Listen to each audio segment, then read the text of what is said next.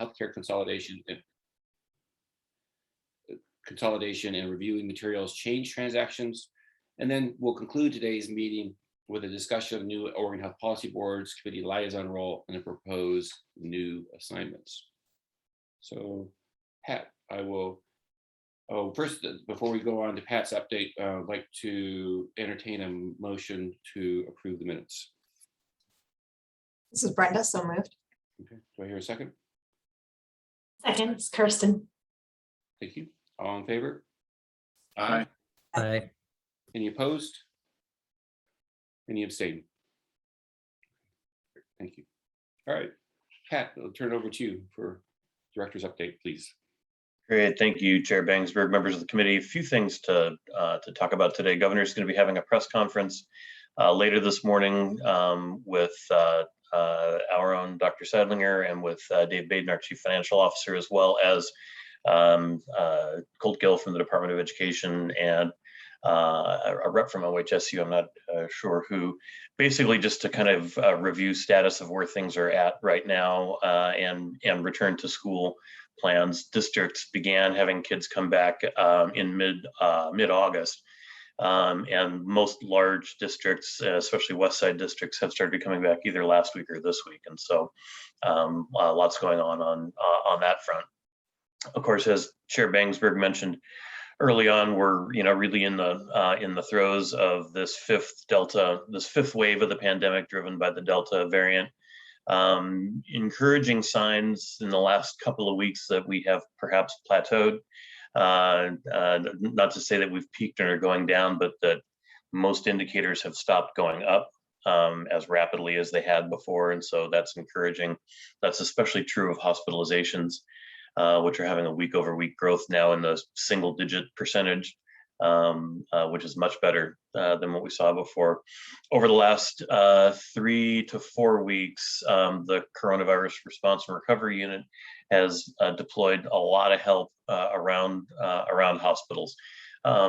We've got staffing and other constraints combined with historic COVID census numbers that are putting stresses on virtually every hospital across the state. If you think of kind of a green, yellow, red, black kind of a risk structure, I think there are 2 hospitals in the state right now that are in the green, and far and away most are in the red. Black is overwhelmed, and there are a couple that are in that category. And not surprisingly, most of the worst stress on hospitals is occurring in the counties that are among the least vaccinated. And upwards of 90% of those who are hospitalized, who are in ICUs, and who are dying are unvaccinated right now. And again, that shouldn't be a surprise to most folks. In terms of assistance that's been deployed, there are a couple of things.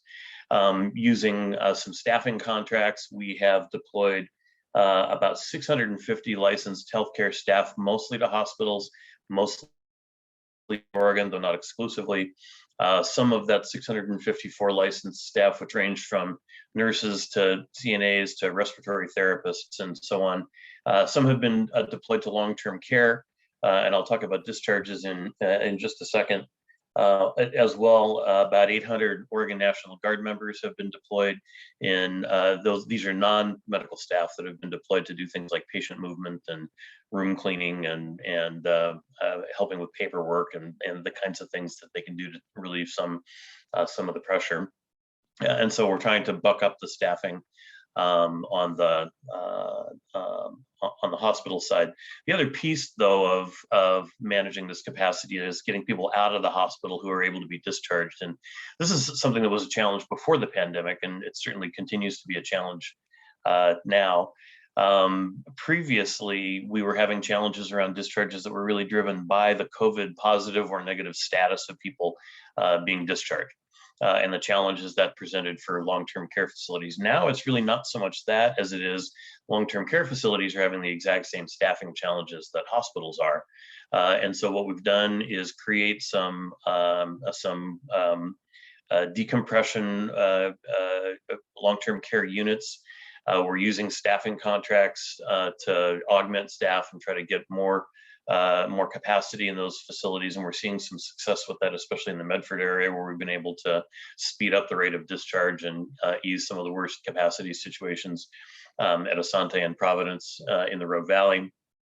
And that process is something that we're going to need to pay attention to going forward. I didn't bring specific case studies, but this isn't somebody just isn't bothering to get somebody out of the hospital. These are extremely complex cases, often with multiple medical and behavioral health circumstances, and they need a lot of intensive casework to be able to do that. And so we've added some resources again through some contract help to help with that casework as well, and that seems to be bearing some fruit.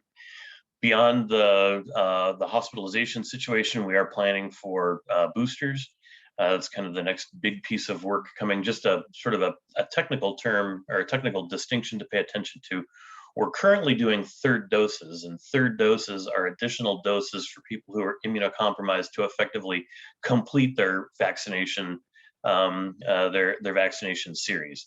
Those began in mid-August, and we've done several thousand of them. It's a relatively specific list of conditions like organ transplant and those kinds of things that qualify you for that third dose. That's different from boosters, which would be more generalized, though there is some back and forth going on right now at FDA and CDC with the administration on who exactly will be eligible for boosters.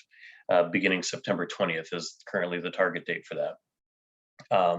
And so it could be everybody who's gotten a shot. It could be everybody who's gotten a Pfizer shot. It could be less than everybody who's gotten a shot. We're really waiting for some guidance on that. And if this goes like everything else has, they'll give us the guidance on Friday and it'll begin on Monday. So we'll have plenty of time to adequately prepare for whatever that guidance is indicated as. One of the challenges that we're going to face, if you imagine sort of on one side of the ledger, work like vaccinations, which still include first doses, which include closing equity gaps, which include these third doses, and add to that boosters. If you add contact tracing and case investigations, if you add hospital staffing, caring for patients, kind of the list of work. And on the right-hand side of the ledger, you've got local public health, you've got hospital and health system staff, you've got primary care, you've got pharmacies and a handful of other entities, and there are not enough people on the right-hand side of the ledger to do the work on the left-hand side of the ledger right now, given where we are in the surge. Because many people are in, people who are doing testing are the ones who are doing vaccinations, who are the ones who are doing contact tracing and case investigations, and so it goes. Hospital systems were critical to mass vaccination. And so, how boosters comes out could be problematic if it really is a get everybody a booster in the next 30 days kind of a dynamic. Now, it shouldn't be that because what's being called for is a booster 8 months after your primary dose or after your first doses. And that process was a slow ramp up, and so the boosters should go the same way. But it's going to be a little bit of a challenge depending on what that looks like. The good news is vaccine is everywhere now, and we're not resource constrained in the way that we were initially. And in particular, you can get it at your local primary care in most cases. You can get it at your local pharmacy in almost every case, in almost every corner of the state, and so that will help significantly with that. I'm a little more concerned when doses for kids under 12 get approved because there's going to be a dosage issue. It's not going to be the same physical dose size for kids as it is for adults, and that could cause some resource constraints depending on the availability of those doses. So, and we don't have any kind of a time sense right now of when to expect approval for kids. Late fall continues to kind of be the timing that gets talked about, and late fall is one of those marvelously obscure kinds of non-specific timing that goes all the way to December 20th. So we'll see what comes in terms of that. Just quickly, a couple of other things. We've got a variety of vaccine mandates that are now in place. Those include healthcare workers, teachers and school staff, as well as state employees. There are exemptions available under those requirements based on medical or religious needs. And we've established basically forms for folks to use to obtain those exemptions. In the main, the requirements take effect on October 18th, which was basically kind of the point at which you'd be length of time out from approval to be fully vaccinated and have 2 weeks after the second dose. And so we're beginning, even before the mandates, we were beginning to see an uptick in the rate of vaccination. I think that was really driven by people seeing in their own communities and their own families the effects of the disease on the unvaccinated. And some of the hardest hit counties have been counties with the strongest growth in vaccination. And we're seeing that accelerate a little bit, I think, in part due to the mandates. We're in the window right now where if you're planning on getting vaccinated to meet that October 18th deadline, you really need to be in the series at this point. Let's see. Last thing I'll just quickly touch on, because it's key to so much of the rest of the work that we're doing. And believe it or not, we are doing a lot of work beyond the pandemic. Revenue forecast came out on August 25th. And continues to be strong. It was up a little bit. I think everyone's been sort of waiting for the shoe to drop of a drop off in the revenue forecast, and that doesn't seem to be occurring. That bodes well for the investments we're making, I would say, especially in behavioral health and in Cover All People. In particular, Cover All People has a $100 million price tag this biennium, but that's not the price tag for full rollout to literally all people. And so being able to expand beyond the initial populations that we'll cover is really contingent on what revenue looks like in biennium going forward. So with that, I'll stop and see if anyone's got any questions. Any questions from the board or comments? Good, John. Yeah, Pat, first of all, I want to thank you for sharing your monthly letter. I found that to be really meaningful. Described, I think, the situation we all feel, and I know you feel. Hang in there. Appreciate that. Thank you. You know, it's easy to give advice. It's hard to do. And it's great the state has some doers.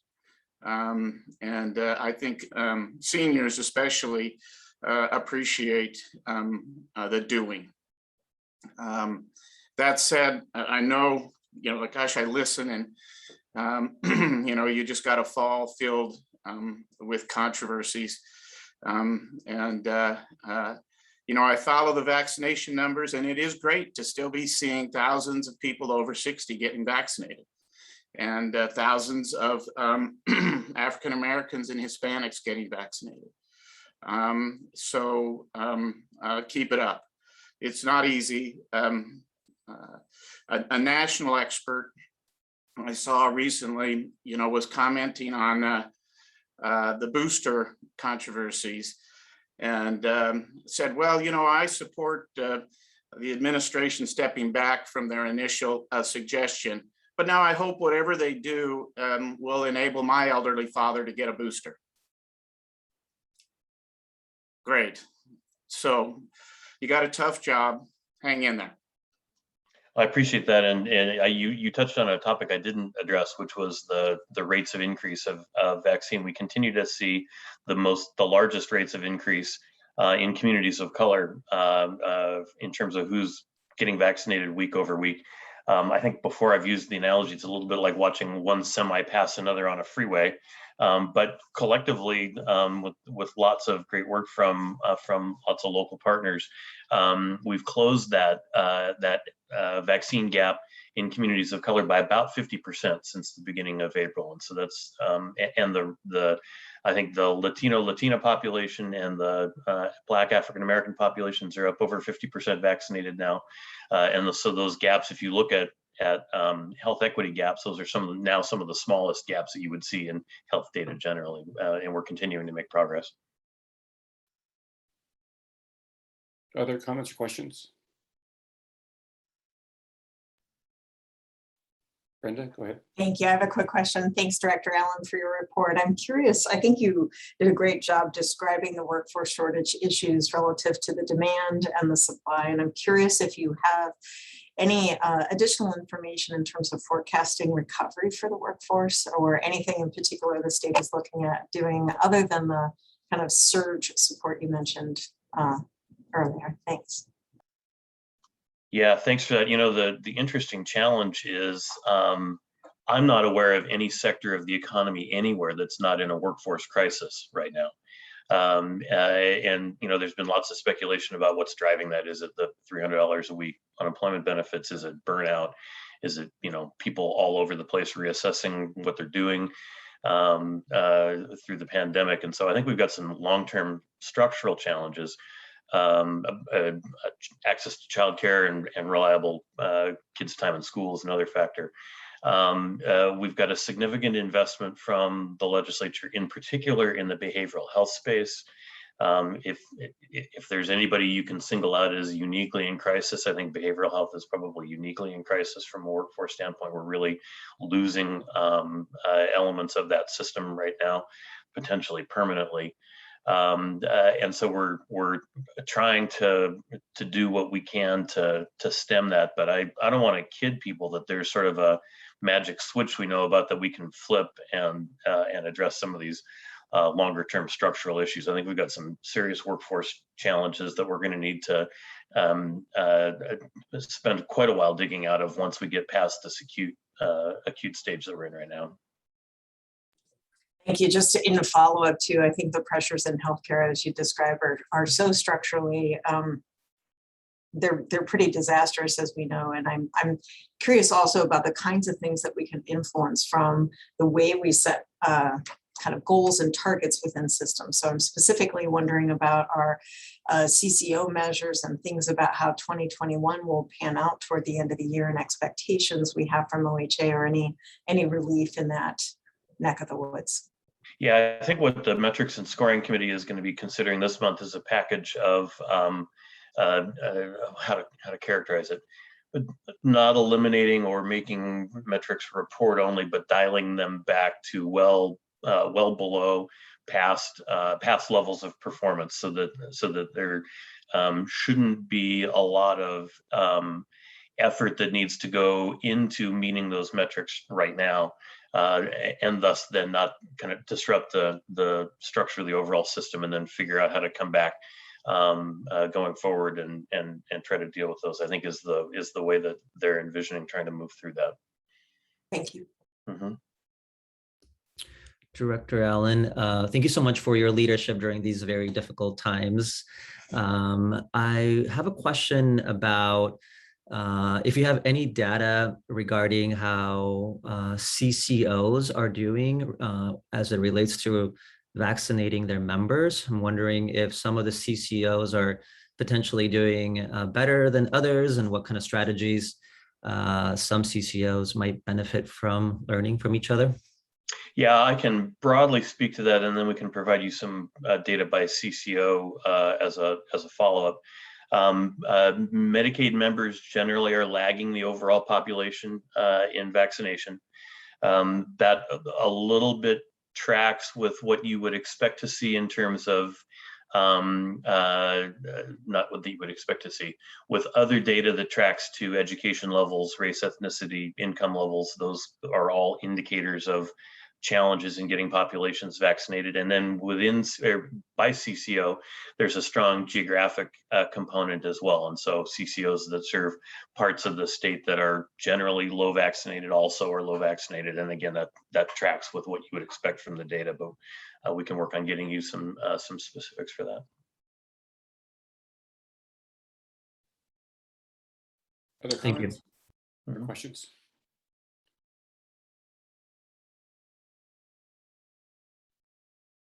Well, if there's no other comments or questions, I also want to acknowledge that this is Director Allen's completing his fourth year as Director of the Oregon Health Authority. Thank you for 4 years of service, and I'd just like to champion and request 4 more. Yeah, I'll put you together with my wife and talk about that. Well done, Pat. Thank you for that great update. We'll turn to public comment. We at the Oregon Health Policy Board really welcome and deeply appreciate the public testimony we have. It's one of the most powerful ways for us to demonstrate our commitment to listening and learning. Our listening means that we won't respond to what you share. No, we'll attempt to fix or resolve the comments or concerns you bring to us today. However, we will reflect on this. We will discuss it in our follow-up meetings, and importantly, consider your comments carefully and recommend follow-up with OHA. Each presenter is given 2 minutes to share. Doesn't feel like enough time often. We encourage you to provide written testimony to supplement your oral testimony, provide additional information. To help keep us on time, we'll have a 2-minute timer for each presenter. We kindly ask that the presenters conclude the presentation when the timer is complete. Please know that both the written and verbal public comments will be reviewed and discussed following each meeting by the board chairs and Oregon Health Authority to determine the appropriate next steps. Today we have 2 requests for public comment. The first is from Felisa Higgins. Hello, good morning. Felisa, would you please state your name and affiliation for the record? Yeah, hi, I'm Felisa Higgins. I'm the political director at SEA Local 49 and a former member of the Oregon Health Policy Board. It's good to see you all, and it's great to have been following your continued and amazing work. I'm actually testifying today on House Bill 2362, which you'll actually hear a summary of later in your meeting today. So I think my comments are maybe a little premature. So I'm just going to go through really briefly what it does, because I think you'll get a more detailed summary from the staff later on in your meeting. But House Bill 2362, which was passed in the last legislative session and is implemented later in 2022, is a bill that allows the Oregon Health Authority to review mergers and acquisitions between hospitals, insurance companies, and small affiliated clinics. So what this really does is very critical for our state in reaching the goals that we all hope to accomplish. I think, as long as the Health Policy Board has been in existence and we've moved to the Health Authority, and for much longer than that, Oregon has really been trying to strive towards containing the cost of care. And we've taken major steps in moving in that direction, including the Sustainable Cost Growth Committee, the incredible work that happened during the legislative session of setting that cost growth target. This is a core piece of that work. Massachusetts had modeled this when they had set their sustainable cost growth target by really laying a foundation to review what the impact of mergers and acquisitions are, not on health systems alone, but what really they are on costs. All of the academic research that has been done on mergers and acquisitions say there's little to no improvement in quality, but there are major impacts to costs when health systems or larger systems come together and merge. And so this would allow the Oregon Health Authority to really look into those. And so we think it's a really core component of the healthcare cost work that we've been doing. The other important and I think critical component of this, where Oregon did something that I think Oregonians have reaffirmed time and time again, is that we implemented an equity provision in this, really where we look at not just costs, but what are the impacts on some of the core services and essential services. Oh, look, there's a little timer that are happening. So I'll let the staff explain more to that. And I think Ando from Planned Parenthood will be testifying too. Great. Thank you, Felisa. Great to see you. Our second public comment is from Ando. Morning, everyone. My name is Ann Doe. I'm the Executive Director of Planned Parenthood Advocates of Oregon. Thank you all so much for having me here today. Thank you to Felisa for providing some context before I provide my public comment. Planned Parenthood Advocates of Oregon were among many, many supporters of this recently passed mergers and acquisitions legislation, all part groups that really are centering health equity and trying to work in lockstep with the state to ensure that everyone has access to the care they need, regardless of where they live, how they are covered, or how much money they make. We're excited that implementation is getting underway. And now, while not all healthcare mergers are inherently detrimental, we have observed a troubling pattern of reproductive and gender affirming care services being restricted once the ink has dried on past deals. Unfortunately, once transactions are finalized, it's impossible to reverse the impact of denied or delayed care for patients. Thankfully, the legislature passed legislation will enable our state to proactively act in the best interest of Oregonians by establishing a clear pre-transaction review process, including transparency around changes in access to essential services. Specifically, we are really encouraged that the merger review process will involve soliciting the explicit input of local communities, those most impacted, if a transaction may result in the loss or change in access to essential services. Per statute, OHA will have the authority to appoint a review board of stakeholders from affected communities, consumer advocates, and healthcare experts to conduct a comprehensive review. The review board will be empowered to hold public meetings and otherwise engage additional community members. This process directly supports OHA's broader goals to increase the involvement of individuals and family members in all aspects of healthcare delivery and planning, and to increase accountability of the healthcare system. The inclusion of community voice is an important step in acknowledging that while community is always one of the most important stakeholders in any transaction, and certainly the most impacted, they rarely have a meaningful seat at the table. PPAO will be continuing to stay engaged as the program is further developed, and we wholeheartedly support this effort. Thank you. Thank you very much. We have a third public comment from Jack Hasiak. Good morning. This is Dr. Jack Hachuk. I'm a retired psychologist and program administrator. Have my own consultation organization called Dynamic Changes LLC here in Salem, Oregon. My comment is just very briefly, as I make input to other meetings from governmental offices, I would appreciate if the public comments section could be moved more toward the end following the major agenda item discussions. I prepare when I see the agenda items for certain meetings that are of value to me. I do some homework. I talk with a couple of legislators and prepare so that I can listen attentively to the new input made during the meetings and then form a comment or a question that I would like given attention by the next meeting. So that would be advantageous to me. I'm not sure if that can be accommodated, but I thought I'd make my input. Thank you very much. Thank you very much. We will take that under consideration. I appreciate the public comment today. We will move on to the OHA 1115 Medicaid waiver update. Today we have Lori Coiner, the OHA Senior Medicaid Policy Advisor, Jeremy Van de Hey, the OHA Health Policy and Analytics Director with the waiver team, who will provide an update on public feedback engagement and updates to the waiver timeline and scope, as well as incentivizing equitable care. I hand it over to Jeremy and Lori. Great, thanks, Chair Bangsberg. And Lori has actually graciously agreed to do most of the presentation, so I'm just going to kick it over to her to get us going. Yeah, Jeremy will be available for color commentary and questions. Can we go ahead and just move up to the next slide? So as you already heard, we're going to cover three things today. Some information about what we've done so far on feedback and engagement around the waiver, some updates on scope and timeline, and then a section on incentivizing equitable care. And really what we mean by that is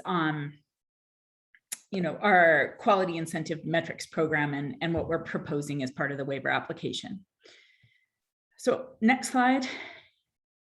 And we can go ahead and move on to the background and principles. I'm going to talk a little bit right now about feedback and engagement. This is really just to give everyone some basic understanding of what we've done across the last, now it's been July, August, 4 or 5 months, maybe 6 months of obtaining feedback from community and stakeholders and other partners. So here are some of the basic, grounding principles in how we approached feedback and engagement.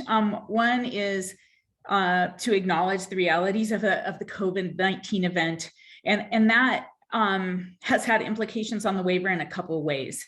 One is, given the intense resources that the agency engaged in, we got a late start on our waiver application, and then also, and so that's thus shortened some of our public engagement and in the timing that we have. The other impact has been with community, who is also really, and stakeholders who are really inundated, in their own organizations around COVID. And we heard from community partners that, because of the huge burden that COVID was causing, that as much as we could use existing feedback that we had, that was going to be really appreciated. Not to say that there wasn't an interest in providing feedback, but start with what you've heard. There's lots there, and let's move forward. So we've spent a lot of time. I'll talk about who we've engaged with, and had opportunities for lots of different folks to weigh in, and then are working right now on incorporating waiver feedback, and then also rerouting non-waiver feedback. And I'm going to talk a little bit about this because I think it's important. The waiver is geared towards asking that we waive federal rule in ways that will improve both the quality of care and improve equity for Oregonians on the Oregon Health Plan. But we are hearing lots of feedback for things that don't require a waiver. And so how do we track those and look at making those changes, whether through other mechanisms that I'll talk about in a little bit. Next slide, please. So this is a graphic that just describes a little bit about what I went through. So we took existing strategic plans and community voice, and that was obtained through other planning processes, and incorporated those into our initial waiver concepts. Just to give some, I guess, highlights in terms of what we used. We looked at state health improvement plan. We looked at community listening sessions, feedback from COVID response, CCO 2.0 policies that were adopted by the Oregon Health Policy Board, CCO 2.0 community engagement feedback, the Oregon Alcohol and Drug Policy Commission statewide strategic plan, a statewide housing strategic plan. And so we've started with that with our initial concepts. Then we continue to solicit feedback and concepts through a number of different mechanisms. So we have a legislative work group. We have this group, the Oregon Health Policy Board, and we've been presenting monthly. We have an internal work group. So there are some OHA staff that are working with the regional health equity coalitions on concepts around 3353. We've met multiple times with community partners through our community partner outreach program. And those meetings have occurred in English and then also in Spanish. We have had a couple, maybe 2 or 3 public waiver workshops, meetings with CCOs. We have a public inbox. And so those are some of the areas where we've obtained feedback. And then those are the information that we received there is really where you're going to see in the next round of concept papers, that feedback incorporated. Next slide. I think this graphic, I'm not going to spend a lot of time on it because it lays out, what I just went through, except that it does highlight a couple areas that I think need mentioning. One is tribal partners. We have been meeting with tribal monthly meetings since February. We've also attended at least one of the 770 tribal meetings, and tribal consultation is upcoming. So it's been really important for us not to wait until tribal consultation, but to meet on a regular basis with tribes and start to incorporate their feedback early. The other one that I want to mention is we have a number meetings also with industry. So CEOs, a work group. We've presented at the QHOC, that's the CCO medical directors. We've met with the Oregon Primary Care Association. We've talked to the Hospital Association. And so we have a collection of meetings with those folks, and then also our, our focus on community. Next slide. So thus far, we've received just about 500 comments that have been collected and analyzed. And I think, one thing that I think we're feeling good about is that at nearly half of the comments come from community. So this lays out, I want to mention, I didn't catch this until this morning, where it says tribal stakeholder. We really don't think of the tribes as stakeholders, they're tribal governments. So I apologize for that, that line there. But, this gives a highlight of, the number of comments and where they've come from. So some of those work groups that I mentioned, are the next after our community partner feedback,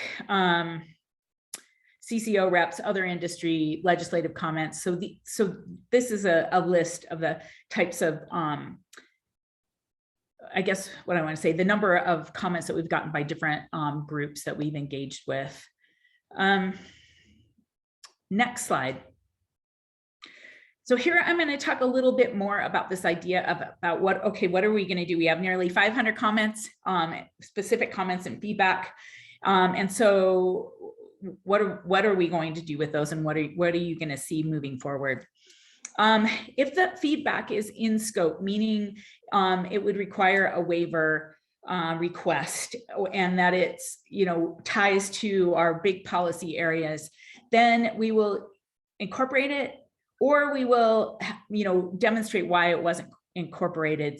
We are working on a document that lays that out so that it's clear what was incorporated, what feedback was incorporated, and what wasn't, and why. The out of scope feedback, so those are things that can be done through contract or through a state plan amendment. For example, those will be rerouted. And so let me give a couple examples, or concrete examples for you. One of the areas of feedback that we received is that it's been really positive for members to self-attest income during the COVID crisis. It's something that we started.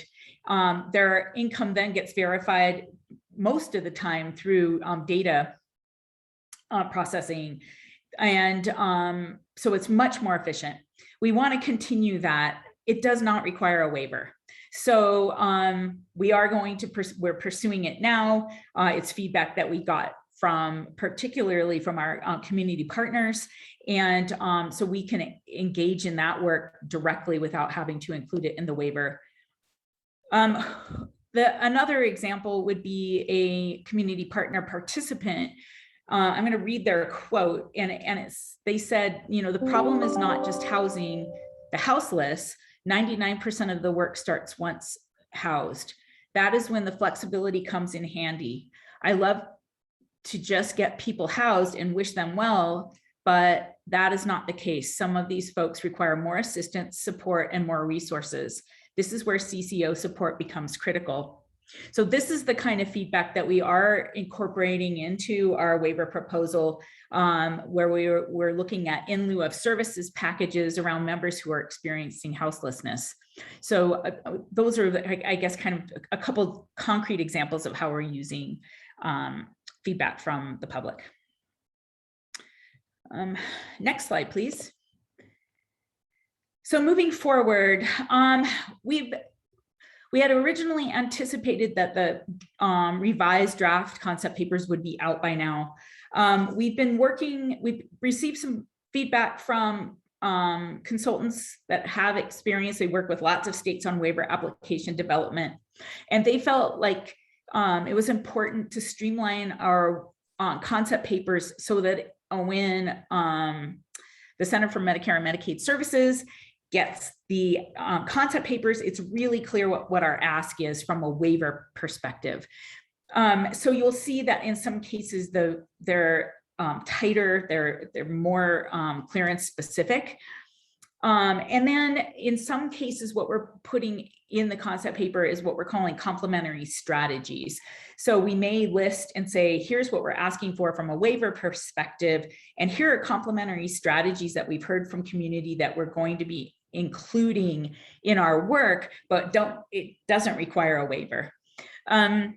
We expect to have these revised concept papers out in October. And we had a conversation with the new CMCS director, so the director of the administrator for all of Medicaid last week. And we're still in finalizing, I guess, the actual dates, but we're expecting that our application will be moved from being submitted in December to being submitted in February, which gives us a little bit more time. Next slide. We have a required public comment period coming up as well. So this set of bullets lays out our federal bare minimum requirements.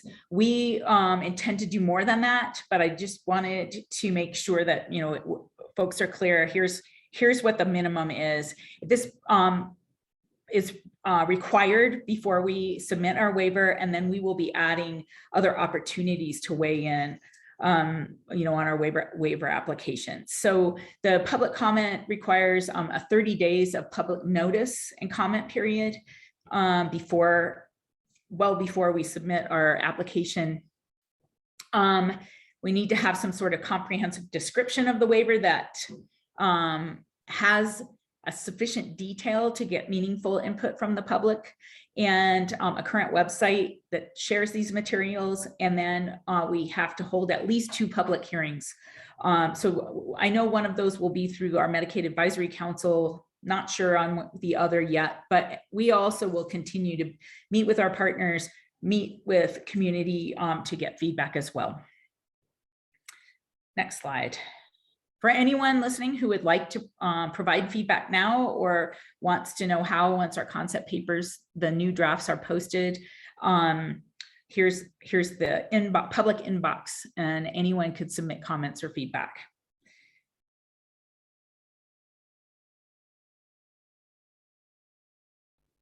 Pause and see if there are any questions or feedback for Jeremy or me. I'll go, Lori. Thank you so much for this presentation. It's super helpful. I'm curious, you talked about the document to show what was incorporated, and if not, why it wasn't incorporated. Is that like a running kind of, I don't know, running accumulation of data and information that we have access to, or is that something that you'll prepare as part of the next concept paper review? That's a really good question. I wish it was running. It's a really big lift actually to keep track. And so we are working on it now, and it will be part of what comes out with like you were saying, the concept paper review. Thank you. Kirsten and then John. Great. Thank you so much for the update and the work behind it. I had a similar question. But so great to hear that feedback summary will come out in coordination with the revised papers. Did I hear that, understand that correctly? That's great. What we're looking for. Okay.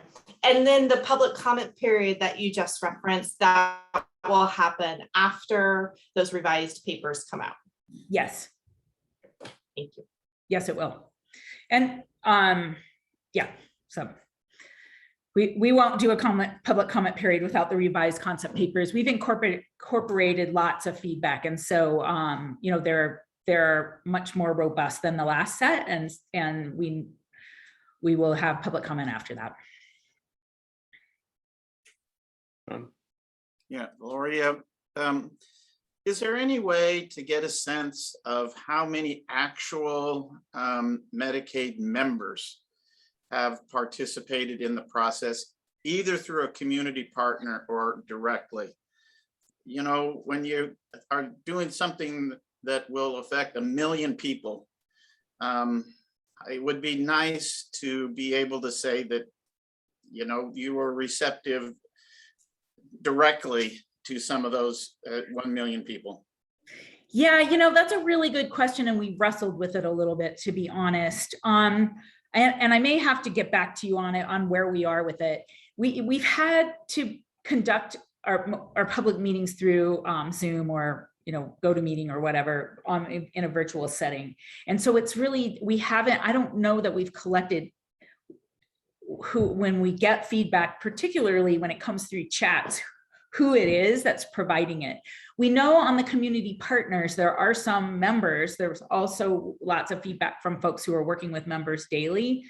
But I'll have to get back to you in terms of what we're able to do in counting that. And we have had internal discussions, because it's a tough one, and it's tough in the kind of platforms we have to know exactly who's attending or where their affiliation is.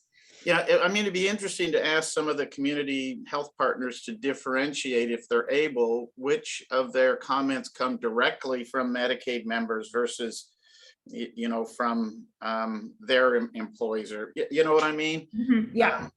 Yeah. And I will say this, I know for sure that we've had our community advisory council members who are members of the Oregon Health Plan. I know we've had them comment and attend both the waiver days, kind of open public comment periods, and the community partner comment period.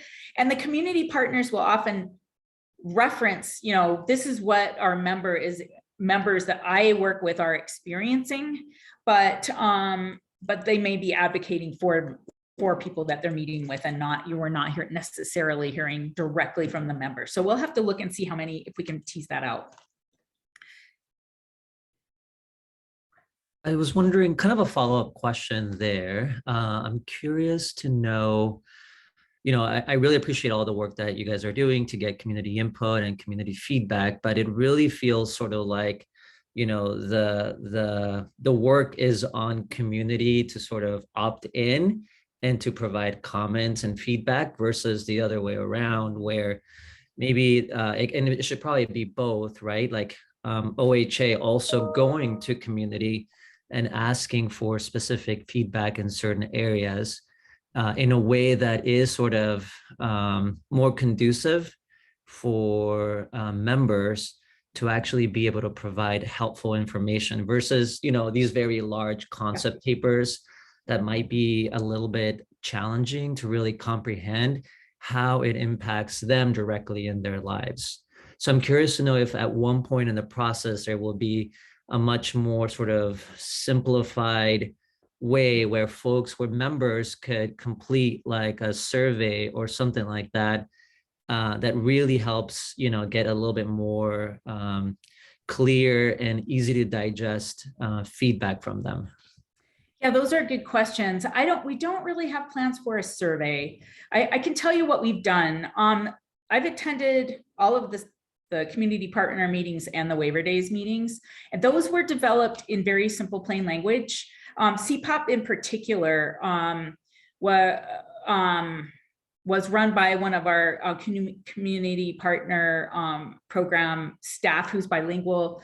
She also led the Spanish language meetings, and those were developed not with the thought that people hadn't read a concept paper.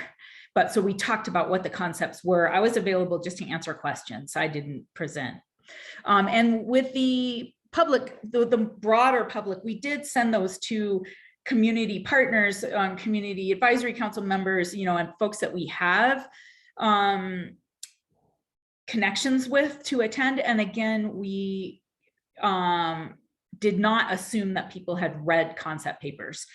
The other piece is the next round of concept papers will be translated into multiple languages and posted. So they aren't just in English. Even, I'm not sure what the status is on our current, but the next round, we are figuring time so that we can have those translated into multiple languages. And we can put our heads together on if there's any other mechanism to reach members directly, but that's what we've done so far.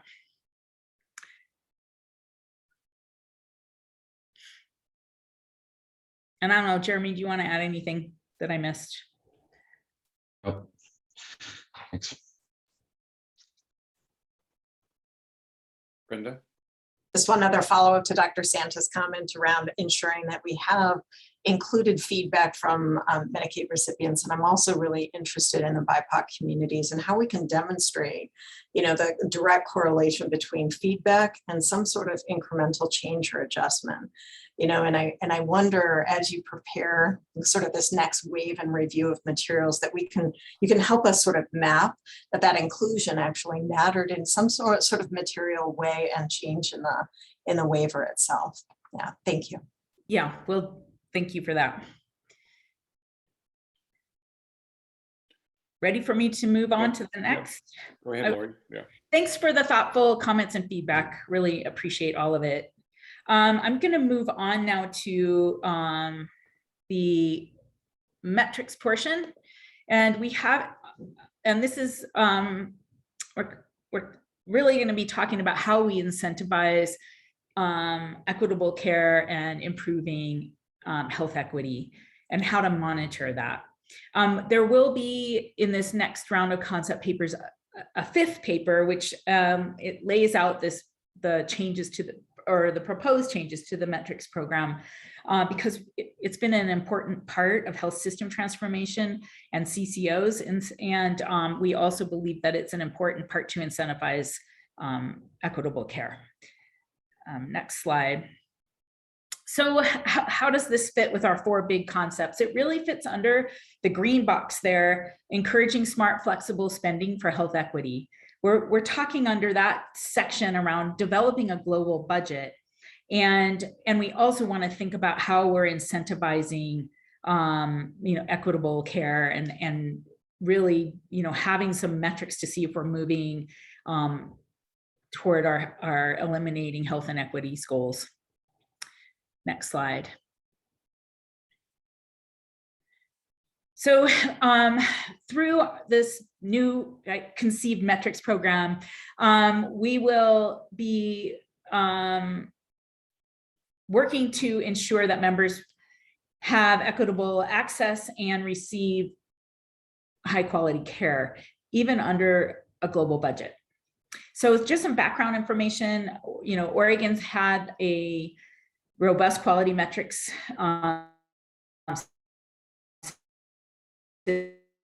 system since 2013. It was part of our financial incentives in this program have been really associated with performance improvements, i.e., if you pay for incentive, if you pay for metrics and really measurement, we see changes in those metrics.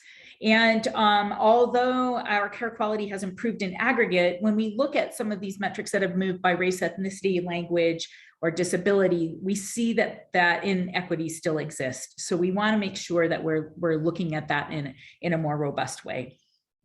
Next slide. And Jeremy, did you want to add something here? Oh, sorry, we'll come back to it at the end where it was relevant to the previous conversation. Oh, okay. Sorry about that. Let's see, next slide. So what we're proposing is that we restructure our quality incentive program into two components. And I'll talk a little bit more about what these are, but what we're thinking is downstream metrics, i.e. metrics that are measuring the quality and access at kind of after the events. So these are more of our kind of what you think about traditional metrics. Did someone receive their health HbA1c test when they went to see their doctor and they have diabetes? That kind of measurement. Or well child visits. Did kids get their well child visits?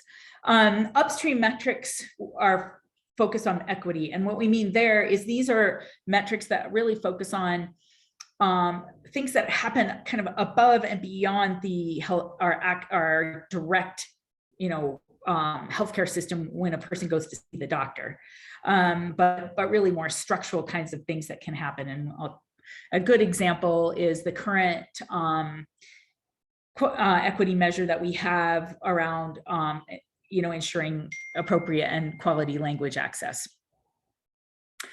We also are going to propose to redistribute how some of the decision-making power is structured so that there's a stronger community voice in what's measured. And then, you know, again, really rethink how this will advance equity overall. Next slide. So I talked a little bit about, you know, what an upstream metric is versus a downstream in our proposal. The upstream metrics are tough in the sense that we are going to have to create Oregon specific metrics. It's not, and root causes of health inequities are not metrics that we can pull off the shelves from, you know, national metric organizations, and frankly, there's no other states really doing this work yet. So the example that I gave earlier, meaningful language access to culturally responsive care, is one that we've created within our state. It's an incentive metric now. We plan to continue that. We're also looking, you know, the other kinds of upstream metrics we're thinking about are the health aspects of kindergarten readiness, continuing our assessments for children who are in foster care. This is an extremely vulnerable population, and important to continue tracking. We've seen dramatic improvements in that metric across time. And then really thinking around measuring some metrics around social determinants of health. The downstream metrics will be pulled from a metric set that we're going to be required to report on, and I'll talk a little bit more about that on the next slide.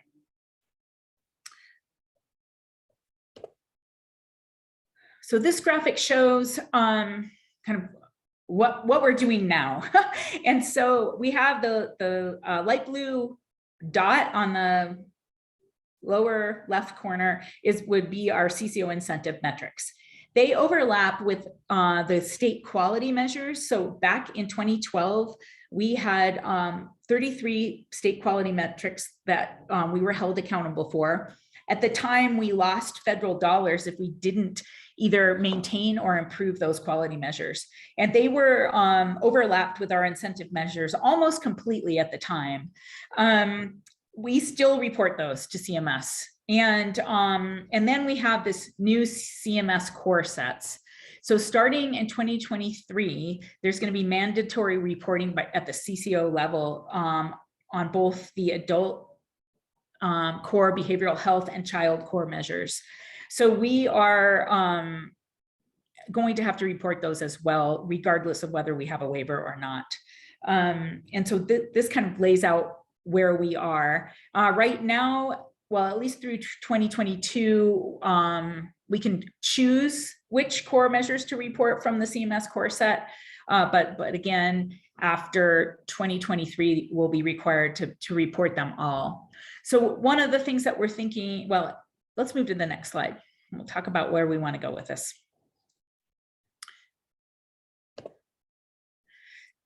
So moving forward, what we're thinking is that, you know, we'll be reporting the CMS Core Sets, and that those may very well replace this original 33 metrics of quality and access.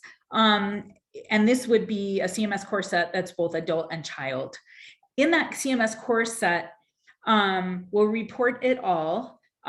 We will, as much as possible, report those metrics by race and ethnicity, perhaps language, so that we can look at disparities. And then for those metrics that we aren't performing well on as a state, or particularly where we see big health inequities, then those could be included or would be included as our downstream metrics as part of our incentive metric program. Next slide. And this is another graphic, I think, that just says what I already said. Right now we have one metric set. The CCOs get a bonus, or, you know, they're for meeting benchmarks or improvement targets. And the Health Plan Quality Metrics Committee selects a menu set of metrics that can be chosen for the incentive metrics, and metrics and scoring then picks which of those off the menu set they're going to have in the incentive program and what the benchmarks are. In our new waiver, the plan is to have this two metric sets, an upstream and a downstream, and really put a stronger focus on our upstream metrics. And then I'm going to talk about how we're proposing to change the Health Plan Quality Metrics Committee to provide a greater role for communities and members and our members in terms of how members metric selection and monitoring. So next slide. What we're proposing is that we work with the Oregon legislature to change the Health Plan Quality Metrics Committee to a Health Equity Quality Metrics Committee. And this committee would have oversight and approval of the downstream metrics, meaning those CMS core metrics selected by metrics and scoring. They would advise on how the measures operate. This says operationalizing measures. What really means is developing specifications for metrics that address member and community concerns. And then it will provide a mechanism for having community engagement and some member voice in what these metrics are. Next slide.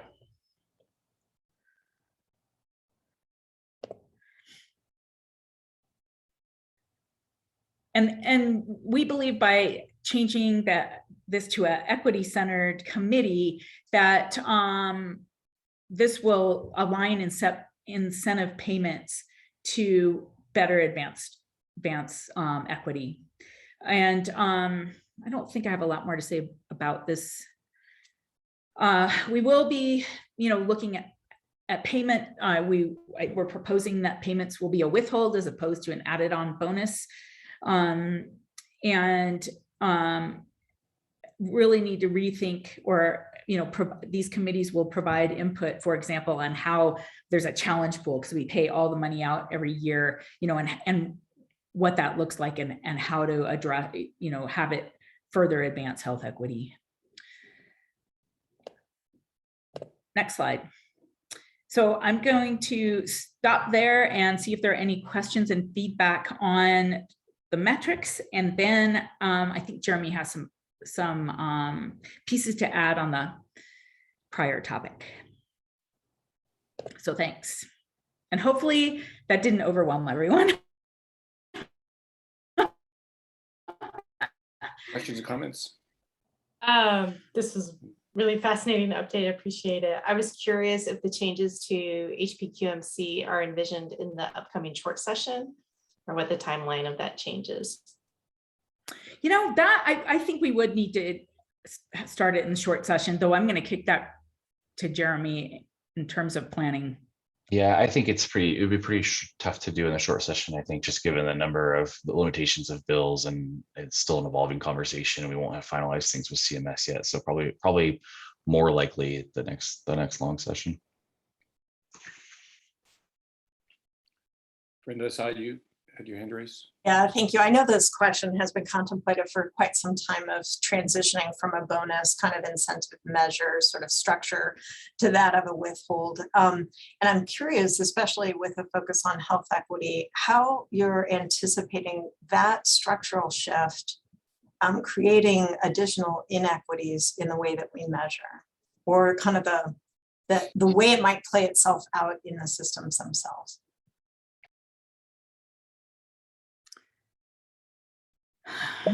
I'm not sure that I can answer that. We haven't thought about it, and I mean, I don't know if I'm understanding your question. How about that? Let me try it a different way. Okay. The question in our health equity definition about the redistribution of resource and power, that's a very big structural shift to go from a bonus system to a withhold system, and how CCOs may be using that shift to be thinking about how it plays out in communities, specific around health inequities that are already in existence, and how we incentivize improvement in that territory. So I'm curious how we're thinking about mitigating the potential negative consequence of that shift. Yes, so I'm going to answer that in two parts, I think. One is withhold.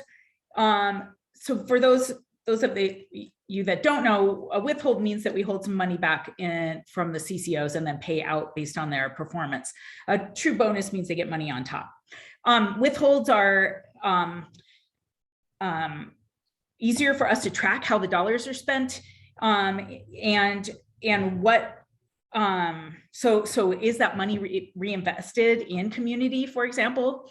And also it's more motivating, frankly, for CCOs to do well, which I think is what you're getting at.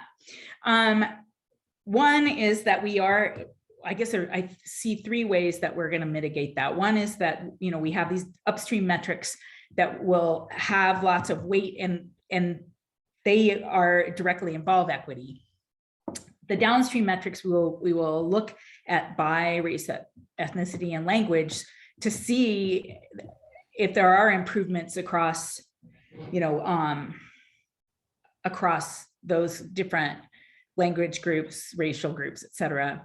And then the other big piece is to have this health equity metrics committee that will provide oversight and input in terms of what's happening, so that there's a connection with community voice that has a much stronger voice in the metrics, as opposed to, I think, the way that we have the health plan quality metrics committee. It's policy folks and industry folks, and not a big proportion of community. So those are the ways that we're thinking about it.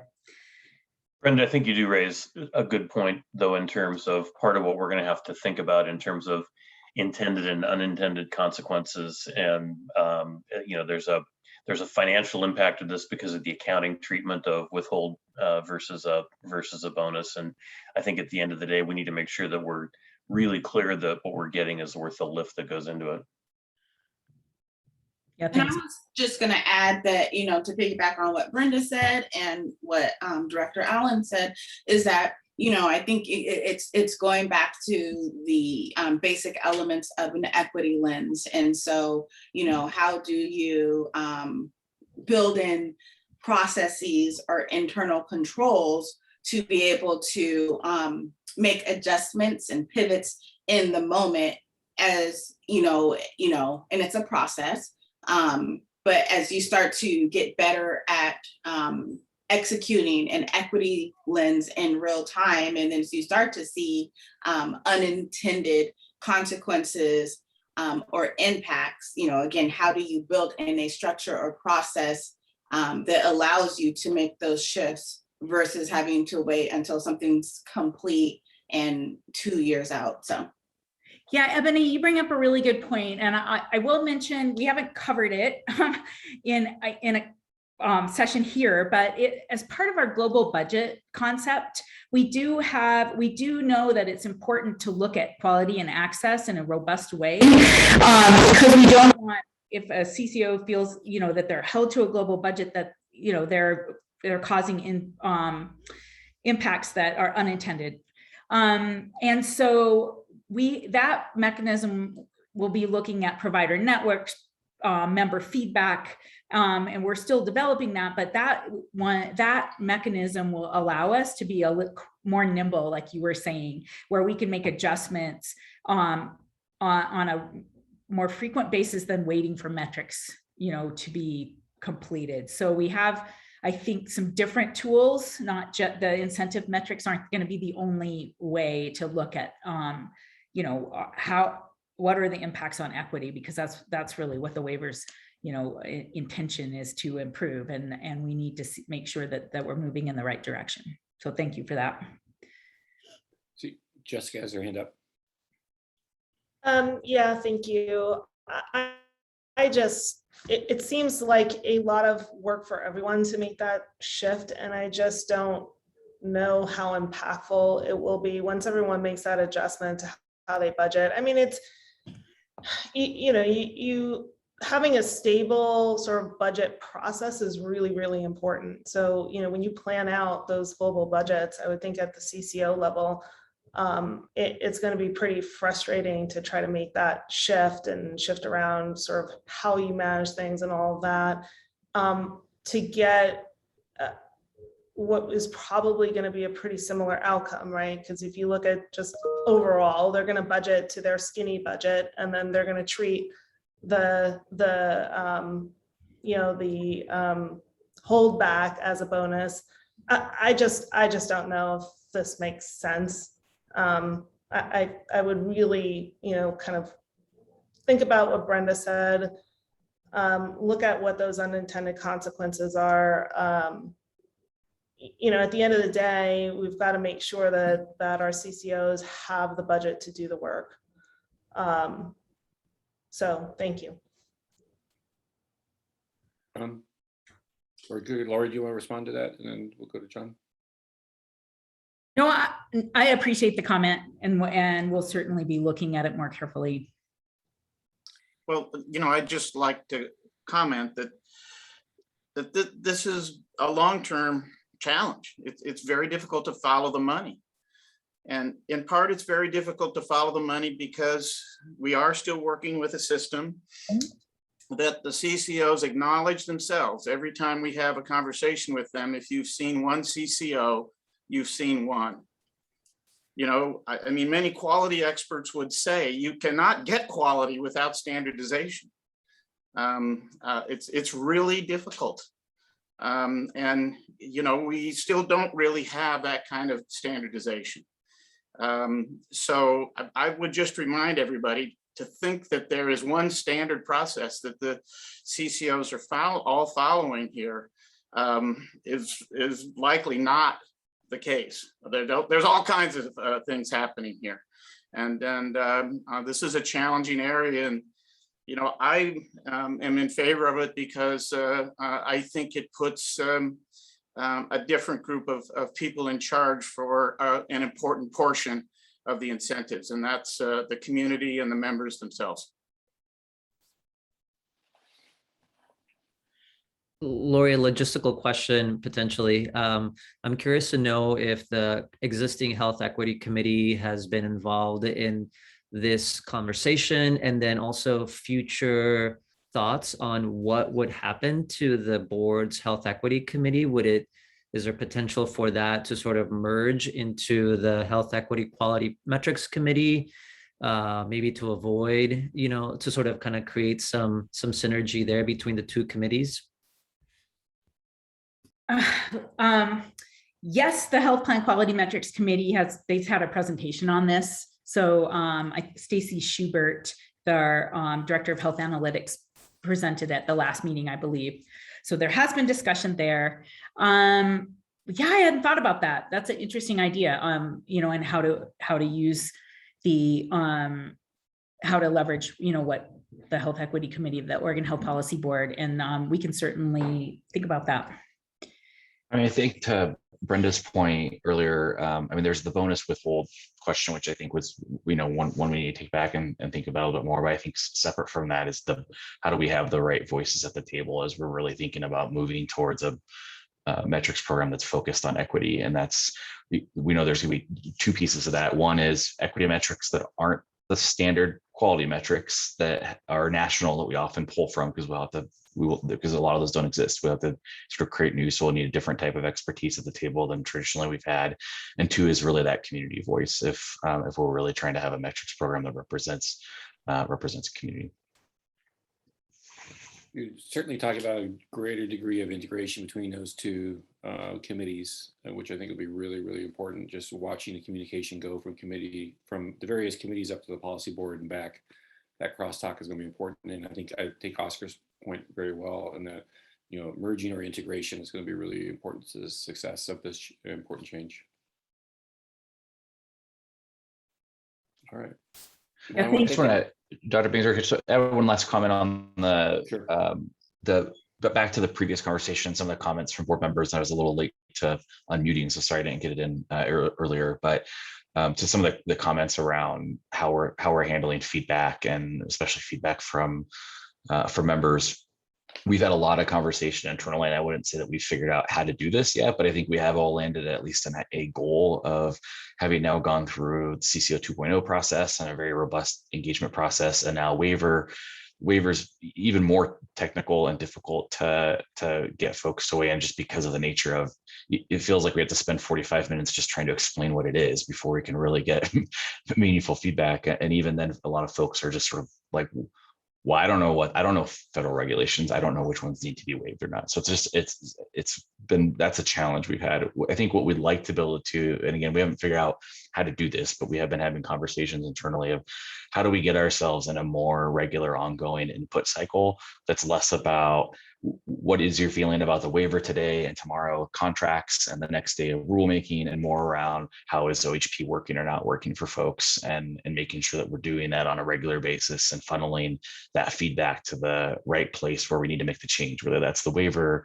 whether that's a procurement, whether that's rulemaking, whether that's a bill we need to introduce, and be able to do that on a more standard process and in a transparent way, so that we can show community, okay, here's the problem we heard, and here's what we're going to do about it. Sometimes it's a bill, sometimes it's a change in the waiver, sometimes it's something else. So that's that. I think we'd like to be able to take some of the learnings of this last year and to get into a more regular cycle that looks like a regular ongoing conversation and a report out to the community on what we did with the feedback, and less about today we're here to talk to you about waiver and tomorrow we're here to talk to you about some other technical part of the program. But again, I don't think we've figured out how to do that. But I think we've landed internally on it would be nice to be able to get into that more regular cycle. Thanks, Jeremy. I'd like to thank Lori for the great presentation and the board for a very generative, rich discussion. We should move on to overview and update from the new Behavioral Health Metrics and Incentives Committee.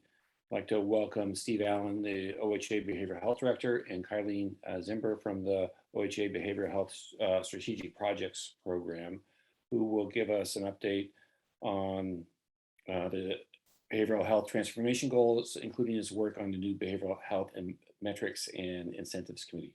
Thank you, Steve and Kylene, for joining us today. Yeah, thank you, and good morning, board members. Happy to be here. I'm actually only going to talk for a few minutes and going to turn it over to Kylene, who will present through most of the materials that we have. Before changing, I see that the slides are being brought up now, but before flipping to the next slide, I just wanted to give just a short background on this initiative. So we'll be talking a lot about transformation in coming years, and as related to this presentation that's in front of you.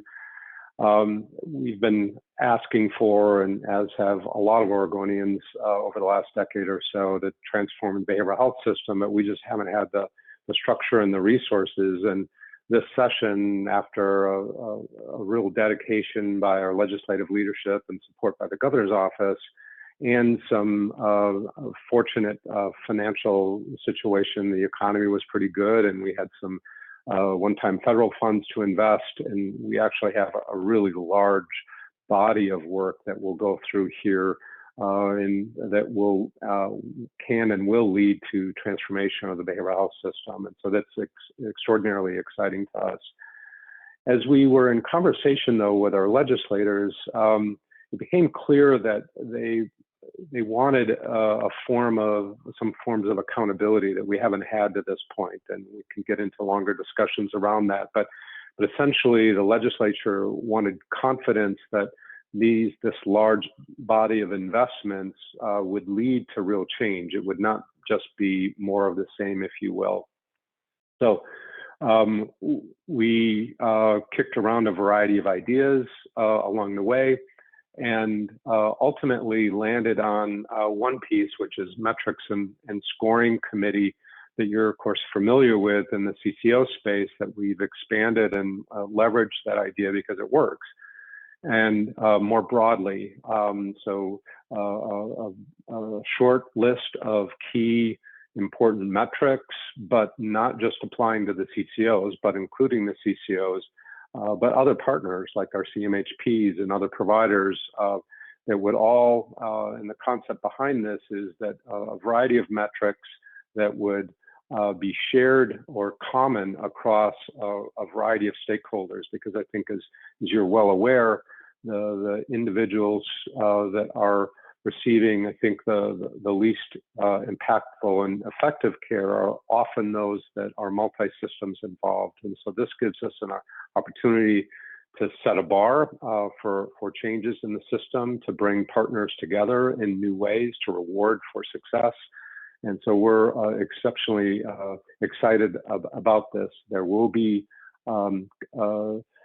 synergy between the existing metrics and scoring committee and linkages to that, but there'll also be important differences, and I'll talk a little bit about some differences in approaches in the coming slides.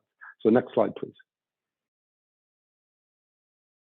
So as we think about transformation, we think about it in a number of categories. So aligning support for priorities at the legislative level, the governor's level, across key agencies and key decision-making bodies such as this, to engage partners meaningfully. And by that, we think that engaging partners is not just the providers and funders in the system, those folks that we've traditionally had really close and important relationships. Those relationships are no less important, but we think it's critically important to bring new voices in as well. And those voices specifically are people from our communities of color and people with lived experience. In other words, the people who want and need these services, in our view, as we head towards eliminating health inequities over the next decade, need to have a primary voice in this process. And you'll see our efforts to do just that throughout all of these initiatives. Bring down barriers that limit partner participation, redistribute power and resources, and that specifically we have in mind for our community, and be accountable for the outcomes. And that starts with us, but also moves through all of the various partners that we have in implementing this transformation process. Next slide. And so traditionally, and you'll see what we're calling now the Rosetta Stone here in the next slide that Kylene will walk you through.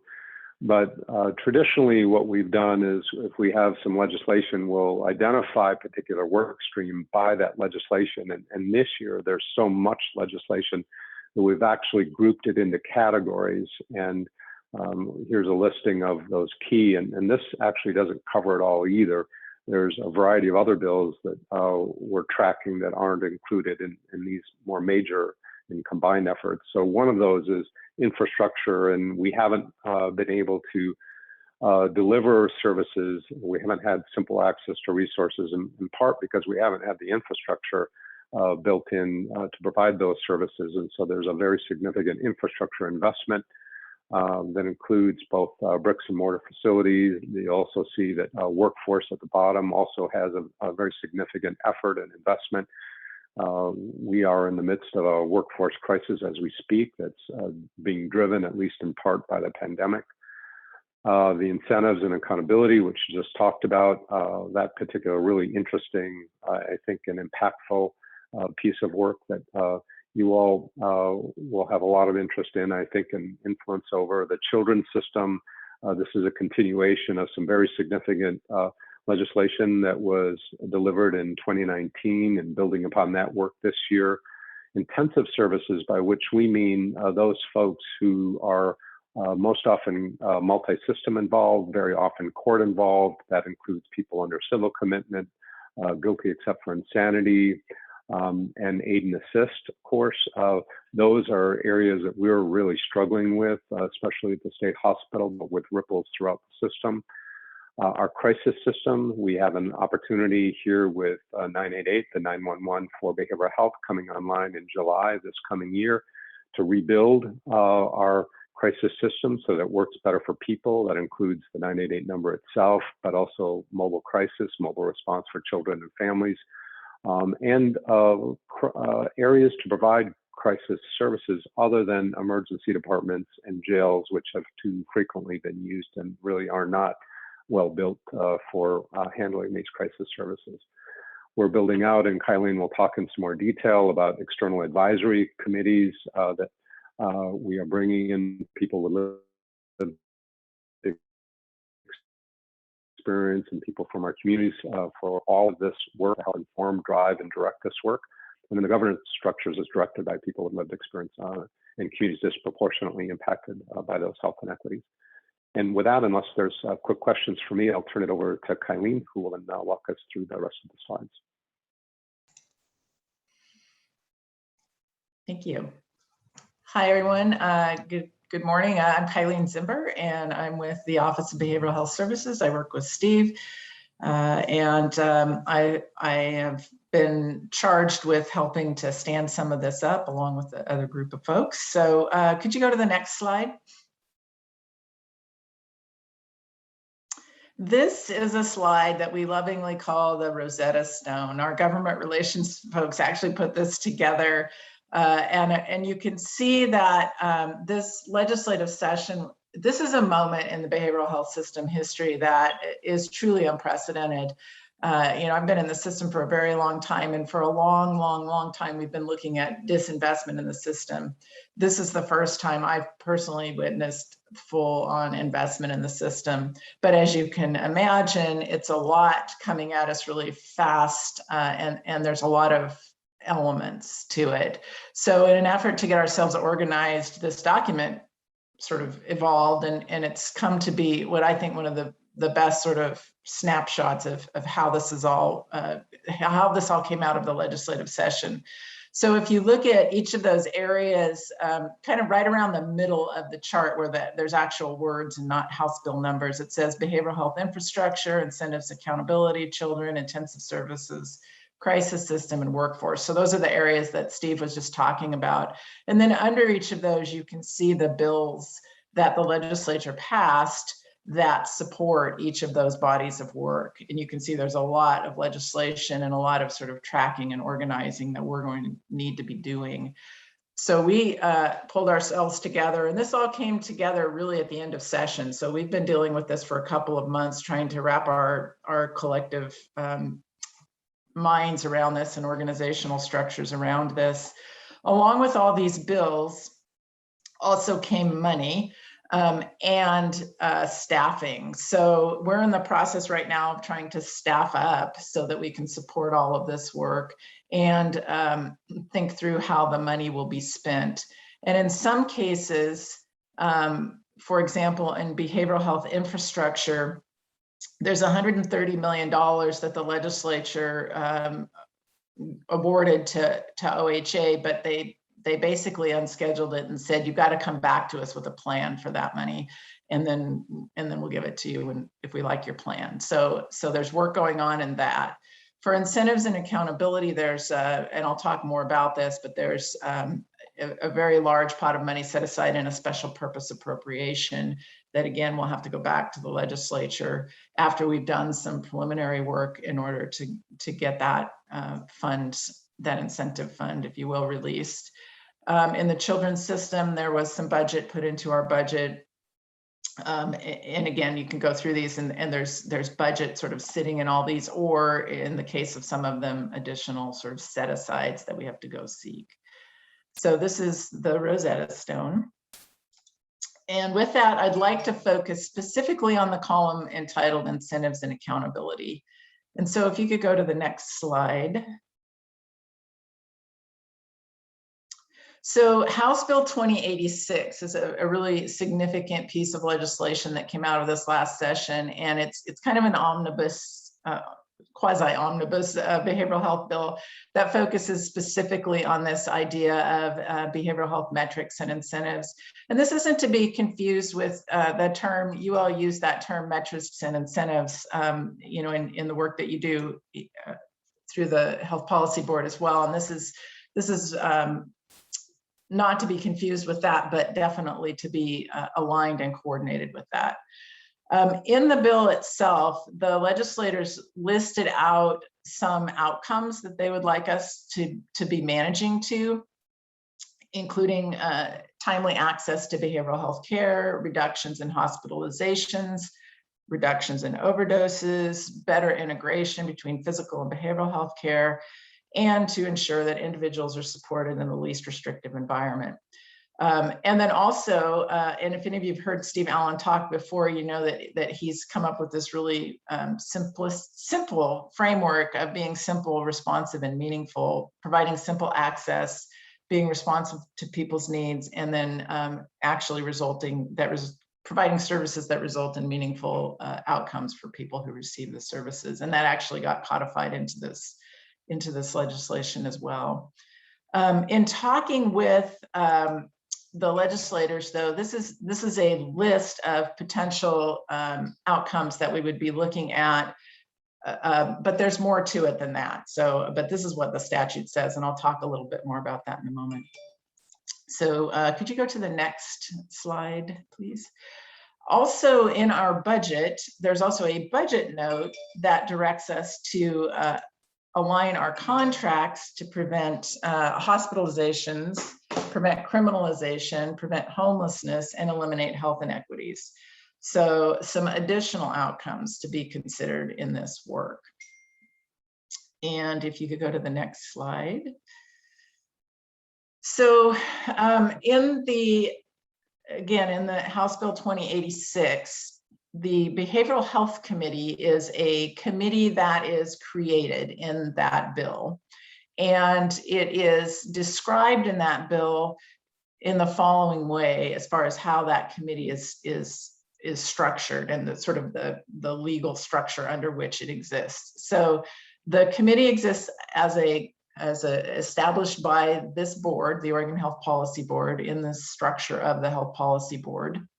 The committee members are actually appointed by the director, Pat Allen, who I saw in the list.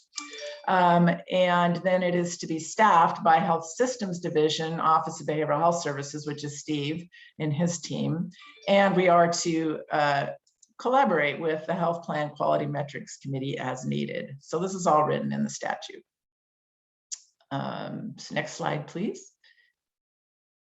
And then the committee itself is, and again, in the statute, it's called the Behavioral Health Committee, is listed of the following members.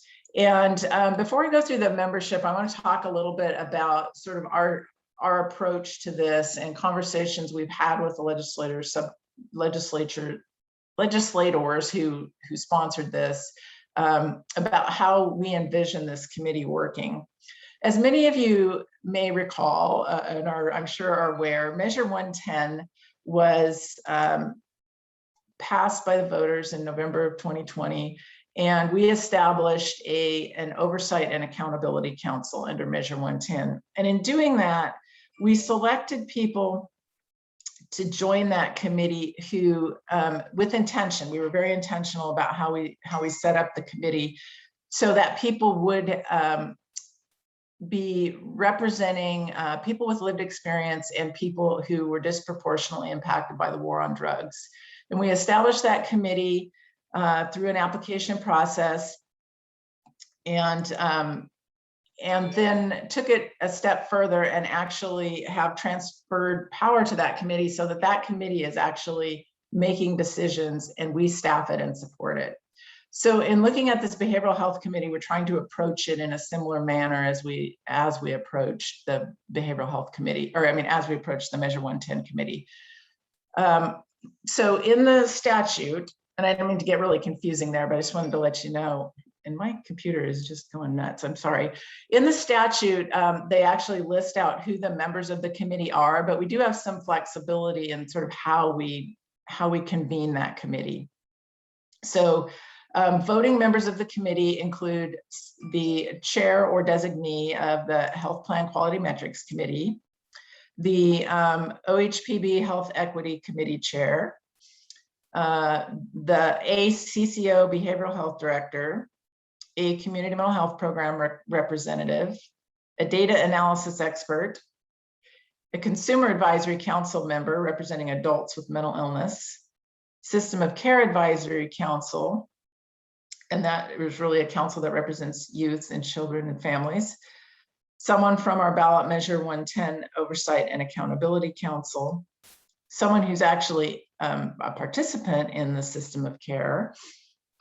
And if you could go to the next slide, it's a big committee, a consumer representative, a tribal government representative, someone who advocates on behalf of people with intellectual or developmental disabilities, a provider from the behavioral health service that the OHA director deems appropriate. And so as we've approached Measure 110, and similarly with this committee, one of our objectives is to have the committee filled with at least 51% people who have lived experience. So that is one of the additional elements to this that we're putting together. And if you could go to the next slide. There are also non-voting members, including the Behavioral Health Director, Steve Allen, the Alcohol and Drug Policy Commission Director, the Medicaid Director, and a representative from Department of Human Services. So these are non-voting members. Next slide. And so what's happening right now then is the Behavioral Health Metrics Committee is being established and being formed. So what we have done at OHA right now is issued invitations to representatives from those various voting members that I showed you in the earlier slide, as well as others, to try to get a good, robust set of people who might be interested in participating in the committee. One of the elements of this committee, though, that is going to be a real challenge are the timelines that we have to deal with. So with this unprecedented funding opportunity, we also have really intensive date limits and timing issues. And so what we're anticipating is that anybody who sits on this committee is going to need to be able to give us a fair amount of their time and energy. And so our hope is that we could set a meeting cadence that could be as frequent as once a week, which is a lot to ask for somebody to sit on one of these committees. So, you know, we're going to work really hard to employ lessons we've learned from other committees to make sure that our time is productive, well spent, but also that there's really a reason to participate and a motivation to keep going with this work, because it's going to be hard. And then we're asking a fair amount. So we've got our invitations out there right now, and we're sort of waiting to hear back from folks. At the same time, we've also, knowing that this is going to be a challenge and that we want this committee to stand up quickly, get to know each other quickly, and sort of, you know, form their committee bonds, we are bringing in a committee a facilitator, a contract consultant who we've worked with in the past, Diana Bianco and Clarice Bailey, who will be helping us to administer this committee and help facilitate the conversations that the committee is going to need to have. So really excited that they've agreed to help us with the work of this committee. Now, I want to go through the dates really quickly with you so you can kind of see some of the time crunch we're under. So here it is, September 7th. By November 1st, the legislature would like an initial report from us on any contract changes that we could identify that we might need to consider, and sort of what those timeframes would be for contract changes that we would need to consider in order to comply with any metrics or incentives that get developed by this committee. So, you know, recognizing that our sort of runway for writing contracts can be pretty long. The legislature is wanting us to give them some sense of what that's going to look like so that they can understand when we could expect contractual changes that could actually implement whatever we come up with in this committee. Next slide, please.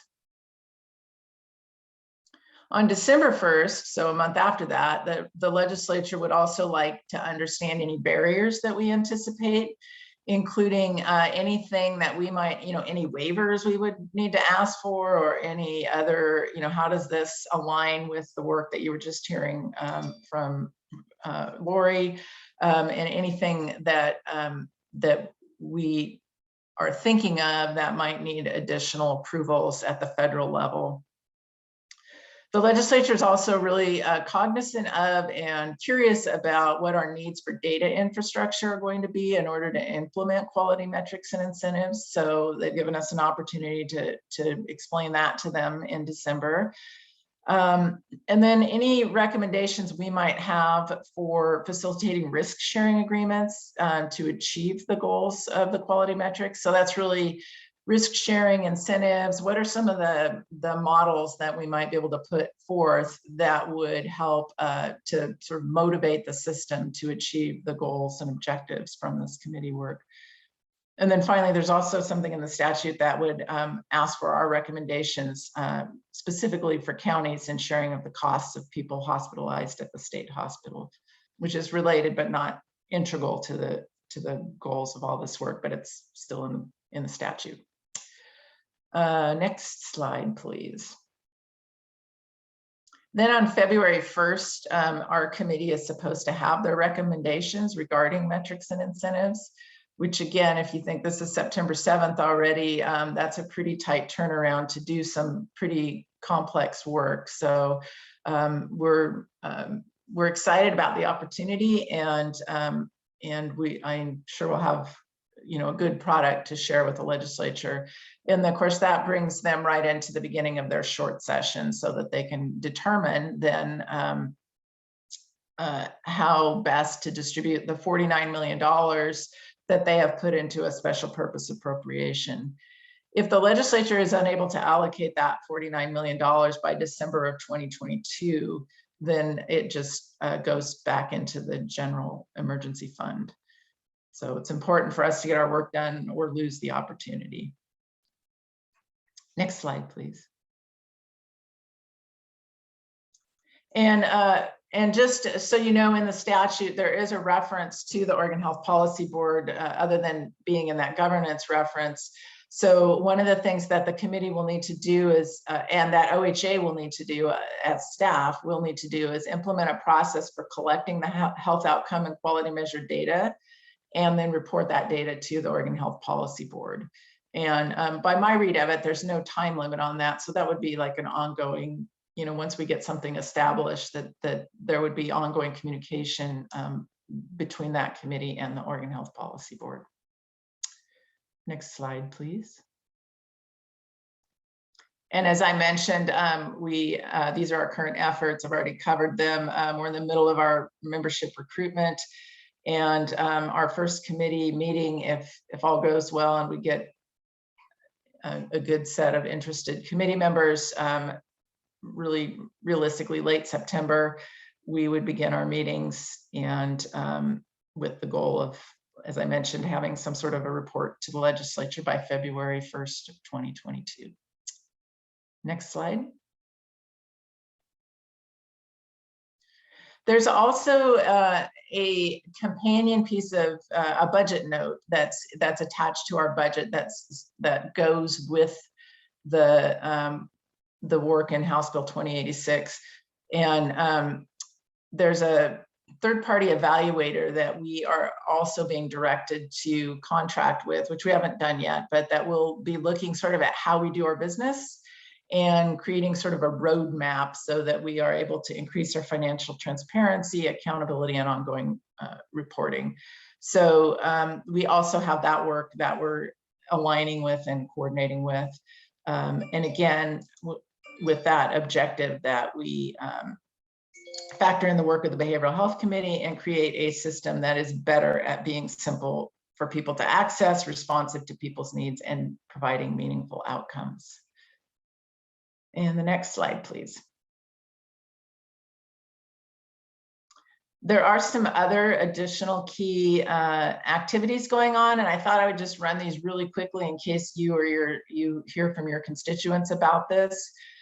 We just had a grant opportunity, request for grant proposals that was open. It closed on September 3rd, where we're asking communities to support planning for the infrastructure that Steve was discussing earlier, specifically behavioral health, residential, and housing needs. And we were basically inviting community to the table and providing resources for that to support the work that people need to do to effectively plan for that infrastructure. And we will be awarding up to $5 million and grants up to $50,000 apiece. So that is closed, and we'll be reviewing those applications, and those grants will be going out in the next couple of weeks to allow a wide range of community to participate at the local and regional level on identifying the way forward, so that in December, we will issue a request for grant proposals for the $130 million investment that the legislature awarded to us, and straight how we intend to use those so that the legislature will release those funds. Next slide.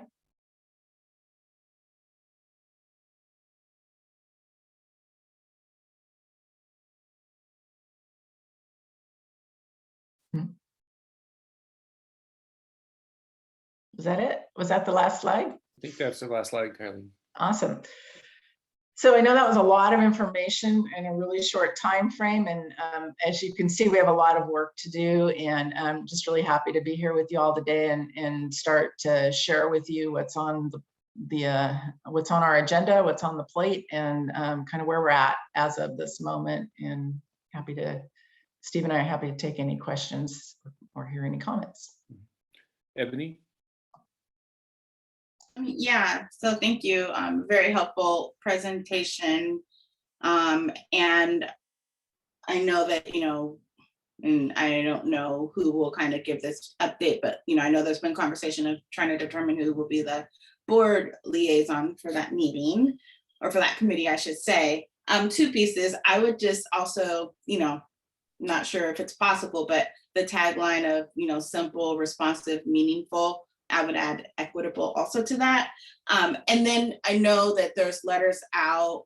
I don't know, Kylene, if you have stars aligned, what's the date? Do you have a suggested or proposed start date yet for the first meeting? Or is that contingent on the feedback input that you get in terms of the responses? Well, yeah, if the stars align, that's a great question. We would love to start the group meeting as soon as we get everybody compiled together. And that last week of September would be, absolutely premium if we could begin at least starting to introduce the committee members to each other and get going. So I don't know that we have a day of the week pinned down or any of that. And I know people's calendars do fill up, but if we could get an initial meeting before the end of September, that would really be a target for us. I just want to say this is all really exciting work, and I'm glad it's happening. I think one of the things that can occur when things move pretty quickly is that's when the equity piece kind of potentially falls out or falls down, just because the groups that you're trying to reach are the ones that have the least capacity and the least resources to engage in a process that's moving very quickly. So I'm curious to know how you will create flexibility or space throughout the next 3 to 4 months to allow for groups from communities of color to engage if they miss certain key deadlines, right? Like that are pretty set in some of your slides. Thank you for that comment. And you've really hit on, to me, what one of our biggest risk factors is. How do you be intentional and build trust and relationship, and also don't lose the opportunity, because this is the time we have it. So definitely one of our biggest risks. One of the elements of this that's already starting to play out is we were also given by the legislature the ability to hire some additional staff. And so we just a couple of weeks ago, we did bring on Alfonso Ramirez to help us build out sort of the equity team of staff that are going to work on this, all of this work, but particularly on this project. And there then now is a chance to recruit additional staff. And then those staff will have the bandwidth and the time and the resources to also continue to do outreach and engagement and pull that into all of these conversations. And I guess, what we make up, or what we lose in time, we make up for, and we've got a lot of different advisors and advisory groups in all of this, sort of in that Rosetta Stone. Every one of those columns comes with at least one advisory group as well. So we'll be hearing from community on a lot of different fronts. And we're really, truly trying to take a deep breath and being intentional about that. And it truly is centered on everything that we do. So, the voice of people with lived experience, both with mental health and or behavioral health, and people with lived experience who are from community disproportionately impacted by health inequities. So it's definitely at the center of everything we're doing, and a challenge. Not gonna sugarcoat it. It's gonna be tough, but we will be doing outreach for sure. John, quick question. We're running a bit late. We'll go ahead, take your question, please. Yeah, just clarify. First of all, it looks like this is now the center for any mental health discussion. And in the past, it's been unclear where mental health issues would be discussed. This is it. The second is in terms of the metrics and incentives, the focus, I assume, is on folks who have Medicaid and on CCOs. You know, when it comes to metrics and incentives, you've got to be aiming at a specific population that can be measured and a specific set of organizations that can commit to doing it.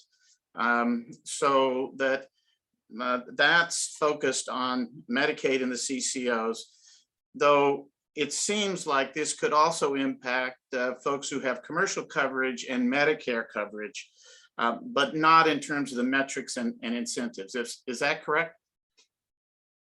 Yeah, that's a great question. And it's one of the sort of unfortunate,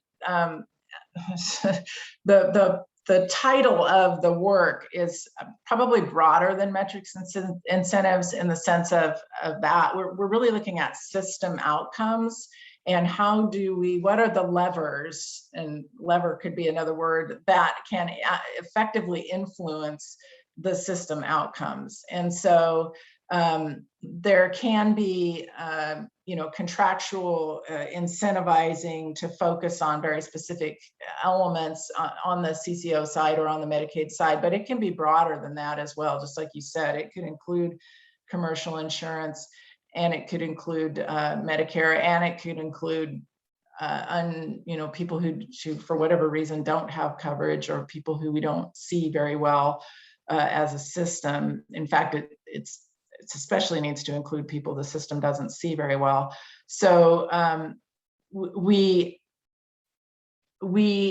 have to start, the committee conversations have to start at that outcome level first, because we don't really in the behavioral health system even have the clearest definition of what those meaningful outcomes are. And so we're going to have to do some additional early heavy lifting to get those defined, so that then we can build sort of our measurements from the right places in the right spaces. And definitely there will be some sort of, related to specific membership, but it's really system and population based is where I think we're hoping to get, because again, the legislature is really trying to solve the big problems around the behavioral health system, so that we don't continue to see people incarcerated inappropriately or inappropriately houseless, and those kinds of issues, which are pretty broad. So how we influence that is going to be some of the challenge and the art to this as we move forward. And we don't have preconceived ideas yet of what that's going to look like. And so we're actually hoping a lot from our committee to at least point us in the right direction so we can start looking in the right spaces. Steve, any final words as we close up? I think you're on mute.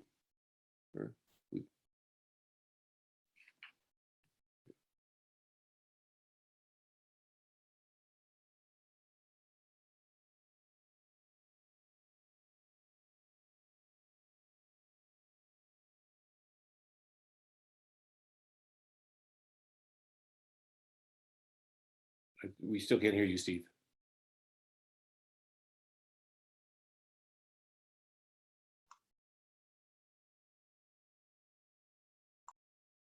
All right.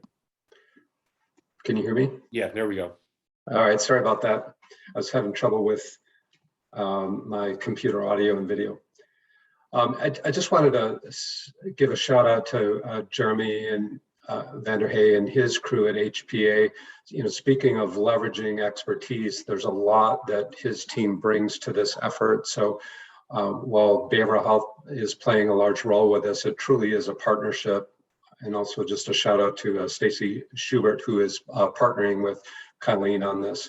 So a lot of work ahead, but we're eager to get into it. This is, we believe, is one of the more impactful things coming out of session. Thank you. Thank you, Steve, Colleen, for the great presentation. We will leave for a 10-minute break, come back at 10:40, where we'll have a discussion on healthcare consolidation and have a discussion around reviewing changes of healthcare organizations and transactions and mergers, which will require a vote. So we will rejoin at 10:40 a.m.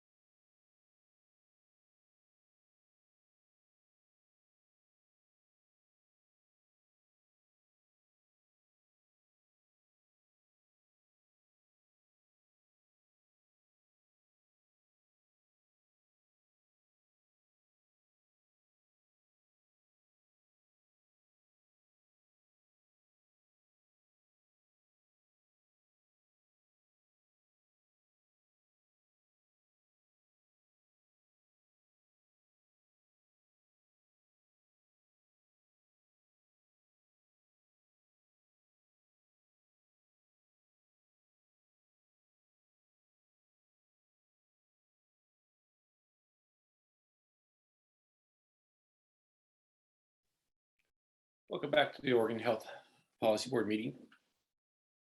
Next on the agenda is discussing a framework for reviewing healthcare consolidations and material transactions. Today, we are fortunate to have Dr. John McConnell, who will present to us today. Dr. McConnell is Director for the Center for Health Systems Effectiveness at OHSU, Professor in the Department of Emergency Medicine at OHSU, and a Professor in the OHSU PSU School of Public Health. His work focuses on payment delivery and system reform, with particular interest in controlling spending growth in Medicaid while maintaining and improving access and quality. He's advised the board on a number of occasions. We really appreciate John being here to provide us some background on understanding consolidation in the health service network. John will present today with Jeremy Vandehey, as well as Jack Goldman, healthcare economist at OHA. And the three of them will present information on the context of OHA's new healthcare consolidation program, a review and a framework for review. As part of this discussion, there will be a vote by the board regarding approval of this framework going forward. So we look forward to the background by John, the presentation by Zach and Jeremy, and discussion by the board with consideration for approval. So John, I'll hand it over to you. Great, thanks for that introduction. Can click through the next slides. Nice to see everybody here. And this is our center, and click through the next slide. So I'm going to cover a little bit about consolidation. This has really been one of the most active areas in health economics over the last 10 years. A lot of changes here happening, a lot of good studies. So I'll talk about what consolidation looks like and some of the evidence around this. Next slide. Next slide. So when we think about consolidation, we have to think about the fact that it happens in a couple different ways. So it can happen horizontally and vertically. I'll describe what those are, and also in provider groups and in the payer group or insurance group. So each of these looks a little bit different. Next slide.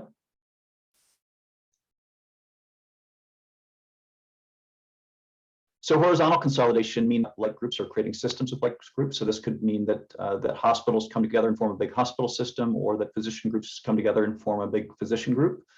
Next slide.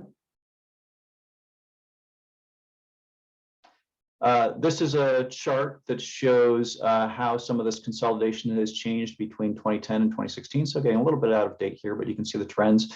What this shows is the percentage of metropolitan statistical areas whose Herfindahl-Hirschman index, HHI, was above 2,500 for these different groups. What does that mean? Well, HHI is a measure of competitiveness, and the higher the number, the less competitive the market is. And so 2,500 is sort of a arbitrary mark that suggests that things are not very competitive, that there's beginning to be oligopoly or monopoly power here. And so you can see that that hospitals, there've been a lot of consolidation already before 2010, so not a lot of change here, but among primary care physician groups that you see increasing consolidation and market power happening between 2010 and 2016. That trend has generally been considered to be continuing or increasing since then.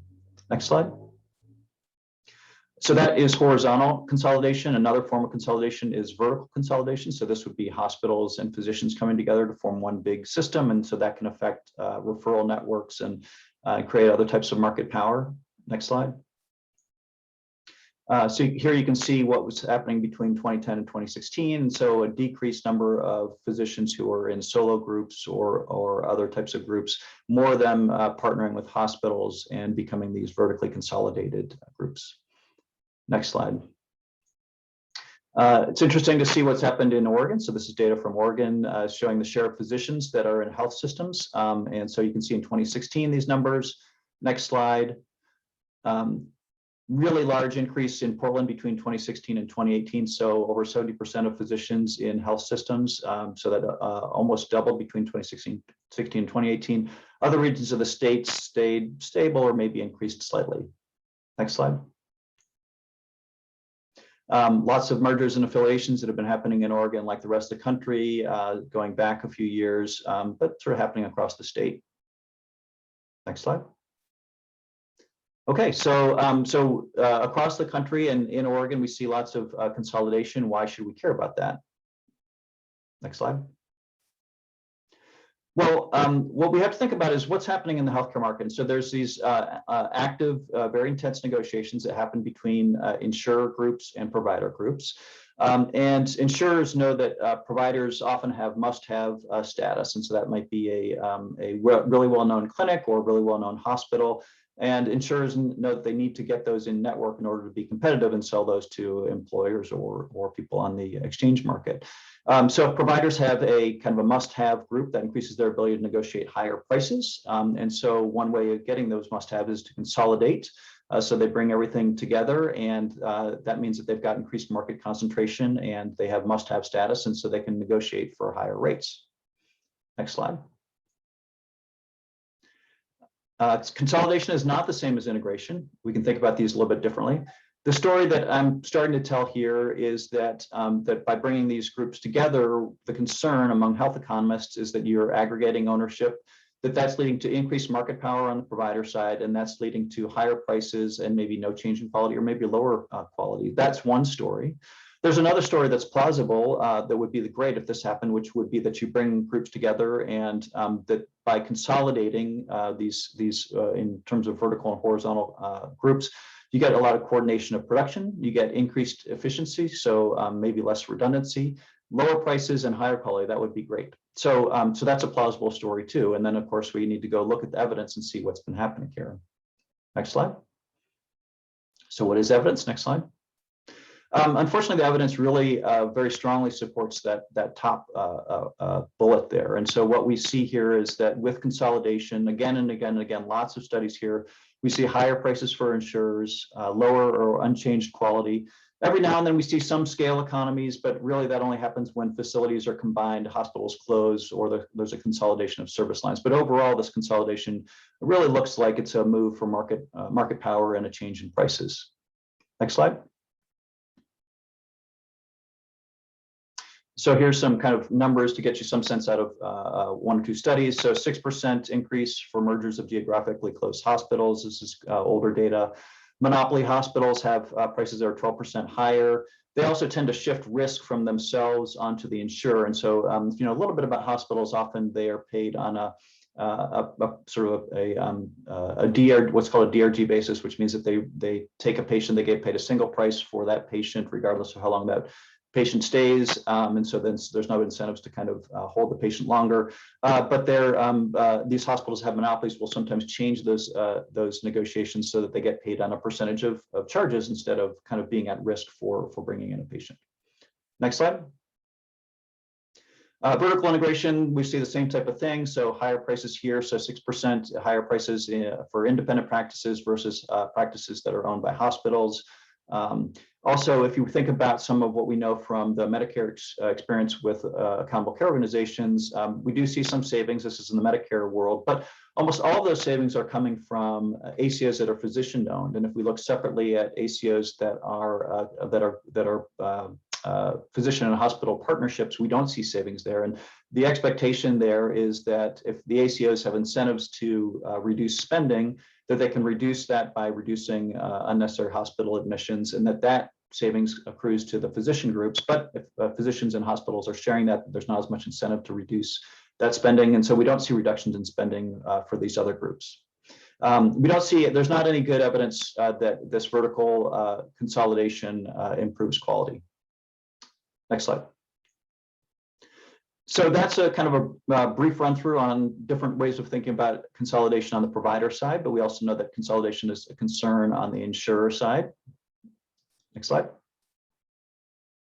And so this is sort of interesting and helpful to step back and think about this funny market of healthcare. And so we really have kind of two groups here that are constantly negotiating and shifting. And so on one side are the providers. So this is hospitals, physicians, physician groups. The other side is the insurer. And so we know the names of the insurers. And so together there's always sort of shifting sands in terms of who has market power and what the implications are for prices. Next slide. And we can think about that dynamic in terms of this slide. And so this slide, we can think about premiums being on the vertical axis. And so we like premiums to be low for consumers and individuals. We don't want them to be high. And then on the right, we can think about as we shift over to the right, that insurance markets are becoming more concentrated. So maybe on the very left, it's a very competitive market, lots of insurers, and on the right, we're moving to maybe there's just one or two. And so the way that we can think about this market is that if there's lots and lots of insurers, competition among insurers, which you usually think is good, but if the provider market is really concentrated, then what you're left with is probably pretty high premiums, because providers have market power. They're going to lots of insurers. Insurers don't have market power. And so the balance of power is on the provider side, and the prices and premiums tend to be higher. Now, if you imagine that some insurers went away and there was more consolidation among insurers, we might see those premiums come down to a point, and that would be point B. But then if insurers had so much power that they kind of control the market, then maybe they'd save all those, they'd hold all those savings, and then they would go back to employers and individuals and charge higher premiums. So too much insurer consolidation might be bad, and that would put us at point C. Next slide. So insurer consolidation, the evidence here is that this does allow insurers to negotiate lower provider prices, as we might expect. So in one study, insurers with market shares of 15% or more negotiated prices for physician office visits that were 20% less than those with 5% market share. So this market dynamic does appear to be real. Next slide. Unfortunately, this change in prices does not always translate to changes in premiums, which is what we really care about. And so there may be insurers that are able to negotiate lower prices when they're talking to the providers. They may hold on to that lower price and then turn to the employers and individuals and charge a high premium. And so we don't usually see these savings passed on to the consumer as lower premiums. In fact, insurer consolidation tends to lead to premium increases. And so they've got more market power when they go out to employers and individuals. They don't share that back. But that may differ between for-profit and not-for-profit insurer groups. And so you might imagine that the incentives are a little bit different between those two. Next slide. The insurer market in Oregon is really characterized as one that's not concentrated. We have a lot of insurers in Oregon. If you look around at other states, you see typically fewer insurers than a place like Oregon. In fact, if you look at the national picture, Oregon is the only state where there are no metropolitan statistical areas that exceed the threshold for highly concentrated commercial markets. And so what this means is that we have lots and lots of insurers. And so this might kind of help set the table or set expectations for how we think about prices and dynamics here. Is that we have a lot of consolidation, a lot of provider competitive insurance market. Next slide. This is my final slide. So, I think this is the evidence is pretty strong here, but again, like anything, there's trade-offs. Consolidation may help keep some providers afloat. Pretty strong evidence that consolidation, whether it's vertical, horizontal, insurer, provider, that generally that leads to higher prices. We don't see corresponding improvements in quality. And as an important reminder, these higher prices are passed on in the form of higher premiums, and those translate to lower wages for most Oregonians. So generally, we think these things are probably not beneficial for Oregonians and lead to lower wages and higher premiums. Thank you. Thank you, John. Questions for John from the board?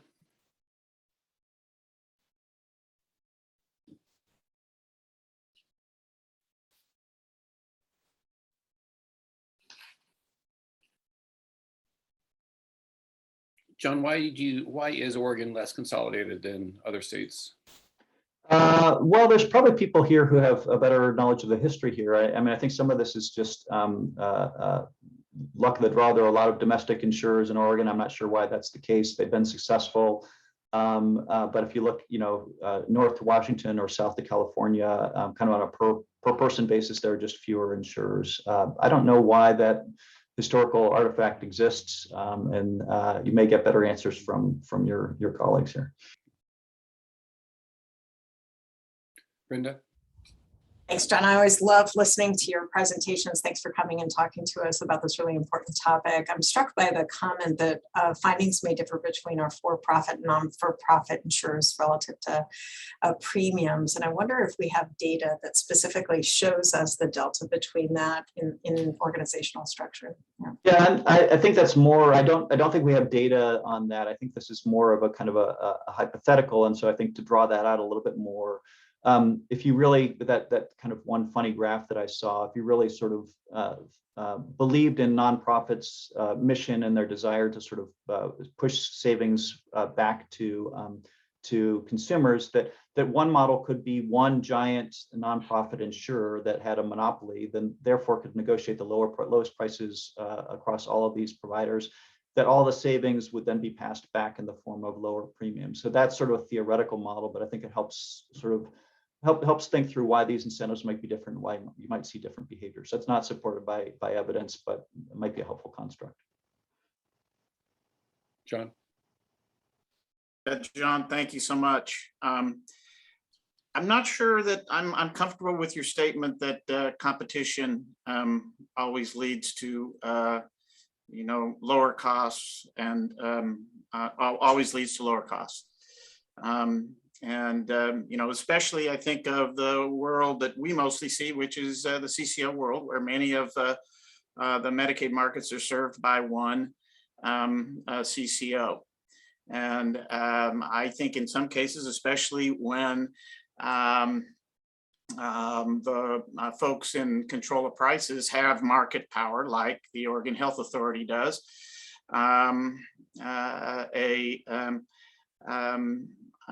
competition is not needed to control prices, and in fact may be harmful in terms of costs and other behavior. I mean, some of that is because one way for healthcare organizations to do better is to select the most profitable patients, the healthiest patients, et cetera, et cetera. So not today, but it might be good to revisit when are we certain that competition helps, and are there circumstances in which it likely hurts?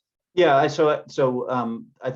think those are good points, and so let me clarify that. So I don't want to come down on the side and say competition is always helpful. I think what I do want to come down on really firmly is that there is increasing consolidation, and the impact on commercial premiums in the commercial market is generally deleterious, that we don't see, that you'll hear a story from providers, we're creating systems and consolidating, and that's going to lead to economies of scale, better quality.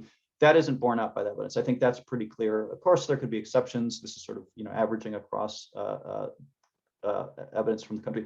So that part I want to be really clear about.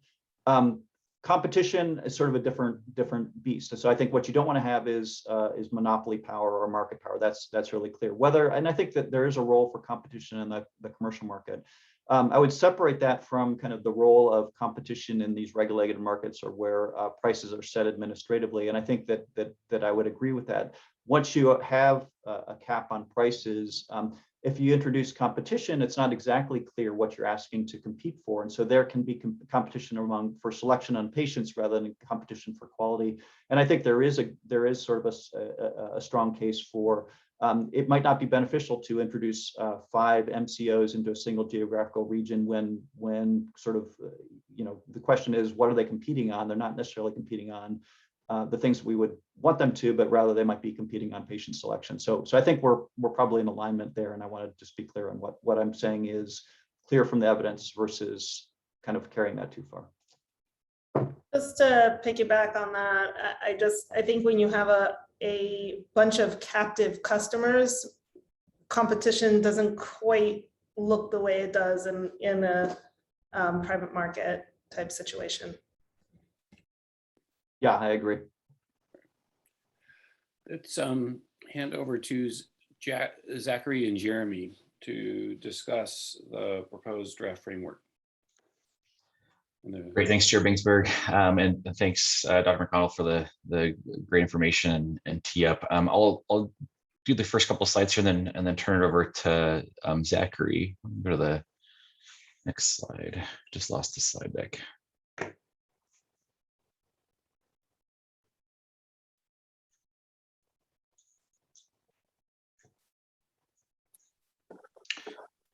There we go. Let's go to the next slide, please. So we're going to give you a quick overview on what House Bill 2362 is this past this session or this year. Then I'm going to kick over to Zachary. He's going to walk through the guiding principles and proposed framework, which is a deliverable that the board has as part of the legislation. and get some feedback from you all as we're going into the next phase of this work. You'll recall the approach here is pretty similar to House Bill 1041 from a couple of years ago, which provide authority for OHA to review a merger acquisition among CCOs. And as part of that work, we asked the board to help us develop a framework for what that review would look like that really helped guide the rulemaking. And so similar approach here, not asking you all to come up with the rules for the program, but to come up with some of the guiding principles and framework that will then guide our implementation and how we design the program and the rulemaking that will follow. Next slide.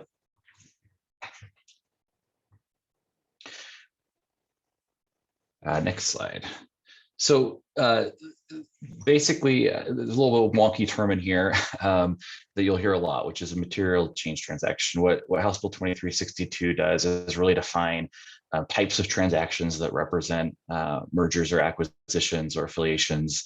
It defines those as material change transactions and creates authority for and responsibility for OHA to review those. Requires the notice be filed with the state, and basically provides an expedited process and a more elongated process, and a timeline in which we would do the review, including certain points where we would get community input and increased transparency, and so that sort of the community knows that this transaction is potentially going to occur. There's sort of three major buckets of the types of transactions that we're really talking about here, and these are really transactions that sort of change the ownership or control of the organization. There's mergers. Lost the slide here.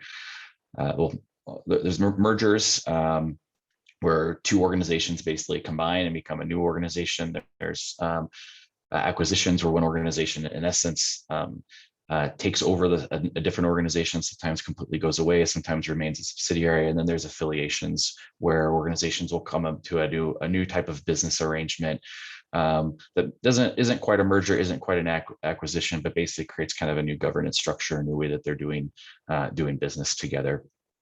The real, I want to go to the next slide. The real impetus for this bill is Dr. McConnell described, the concerns around what consolidation has done across the country in terms of price increases, in terms of access to certain services. The major challenge, though, has been there are places for certain types of transactions. The Department of Consumer Business Services regulates if it's two insurers. As I mentioned, House Bill 1041 has OHA review a CCO, and there's some limited authority of the Department of Justice to look at nonprofit hospitals. But what we see nationally is consolidation within the healthcare systems happening in a whole bunch of different ways. Sometimes it's private equity firms buying up a local clinic. Sometimes it's an insurer buying a clinic, or a hospital buying a clinic, or a hospital buying part of an insurance company. And there hasn't been an overarching structure to look at that type of transaction that involves multiple different types of entities that are coming together in sort of a new way that historically hasn't happened before. It's not to say that all these transactions are bad or negative or would have negative consequences.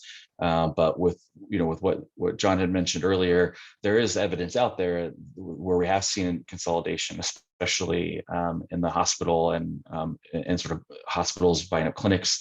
There's evidence of prices going up and quality not necessarily going up, and sometimes quality even going down. So the goal here isn't to say not allow any of these transactions to go forward. It's really to create a process for review and to make sure that we're bringing in an equity lens, that we're understanding sort of what the purpose of the transaction is and what the potential impact, good or bad, could be for the community, and really to be able to make sure the community has voice and that there's transparency before it moves forward. Most of the time, or a lot of the time, folks have no idea that major local provider might be in the process of being purchased by an out-of-state company or by another organization until a press release announces that the transaction's final. And so the idea here really is to slow things down, give the community a voice, and make sure that they've got a voice and understand the potential impacts on their local healthcare system before a transaction moves forward. Next slide.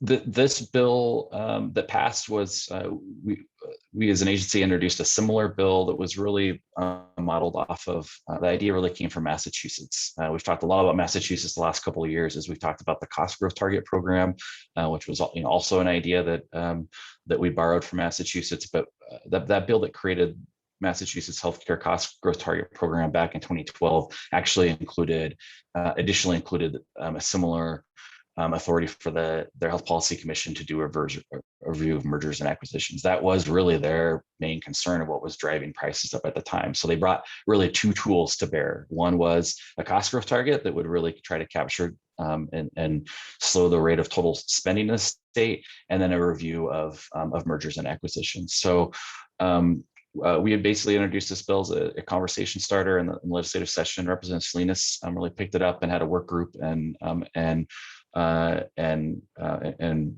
the work through the bill being passed. So there will really be only the second other state that has a similar type of program. I will note that there's one very, very significant difference between our program in Massachusetts. In Massachusetts, they can't actually review or stop the transaction. They do an analysis and they publish a report. They can hand that off to other entities like their local Department of Justice to review. But the legislation in Oregon will have OHA actually approve with conditions or reject the transaction based off of what the impact will be on equity, on access, on cost. So that's a very significant change. And there's a lot of talk around this nationally. A lot of other states are looking at similar types of programs. There's some organizations working on model laws. So expect there's going to be a lot of attention on us as we're getting this off the ground. I'm going to turn over to Zachary to walk through some of the details. I may throw in a few comments here and there. Great, thanks, Jeremy. Let's move to the next slide, please. So let's talk some specifics, particularly the financial thresholds, because that's a key part of the bill. So in terms of what transactions will be reviewed, those transactions that one entity has 25 million or more in average revenue, and another has 10 million or more average revenue. So for example, if two smaller entities with just a couple million in revenue, those wouldn't be subject to review. They wouldn't need to post a notice. They would just go through as they plan it. But these kind of medium to larger ticket items would be subject to review. Let's go to the next slide, please. As Jeremy alluded to, there could be cases in which there's an out-of-state entity affiliating, acquiring, merging with an in-state entity. And those transactions could be reviewed if an in-state entity is involved in that transaction. The before mentioned revenue thresholds are met, and as the statute states, the transaction may result in increases in price, limit access, etc. So all that to say, this isn't solely focusing on kind of domestic carriers or only in Oregon hospitals, or providers or whomever. They could involve transactions that include out-of-state entities as well. Let's go to the next slide, please. So just some examples to kind of add some color here. So to the left, we have some examples of transactions that are subject, that would be subject to review. And on the right, transactions that are not subject to review. It's important to note, though, that we're pending rules here. So we're in the process of developing rules that will clearly outline what transactions would be subject and what transactions would not be subject to review. So these are just illustrative, but I think help paint add some color to the conversation. I won't read all of them, but for example, on the left, if there's a transaction that, again, meets those financial thresholds I just mentioned and would change the governance or control of an entity, or it's a merger acquisition or a new contract, new clinical affiliation, if there's a corporate affiliation involving at least one healthcare entity, new partnership, new venture, things like that. But transactions that would not be subject to review, or say, for example, a large purchase of equipment, hospitals buying a couple MRI machines, or massive supplies that on its face maybe does meet the financial threshold because that kind of medical equipment is very costly. But if it's just a purchase, that's not the kind of transaction we're talking about. There's a call out for medical service contracts; those are excluded in the bill. There's It's also excluded that contracts where one healthcare entity provides patient services on behalf of the second entity, and it's responsible for billing and receiving the reimbursement for care. That's not subject. So there are a number of things that would be carved out explicitly from this process. Let's go to the next slide, please. So Jeremy also mentioned this, but I want to go a little deeper about the Department of Consumer and Business Services. So they currently have authority to review mergers and acquisitions that involve carriers specifically. This program, what we're talking about, the Healthcare Market Oversight Program, it could include those healthcare entities, insurance carriers, but not just insurance carriers.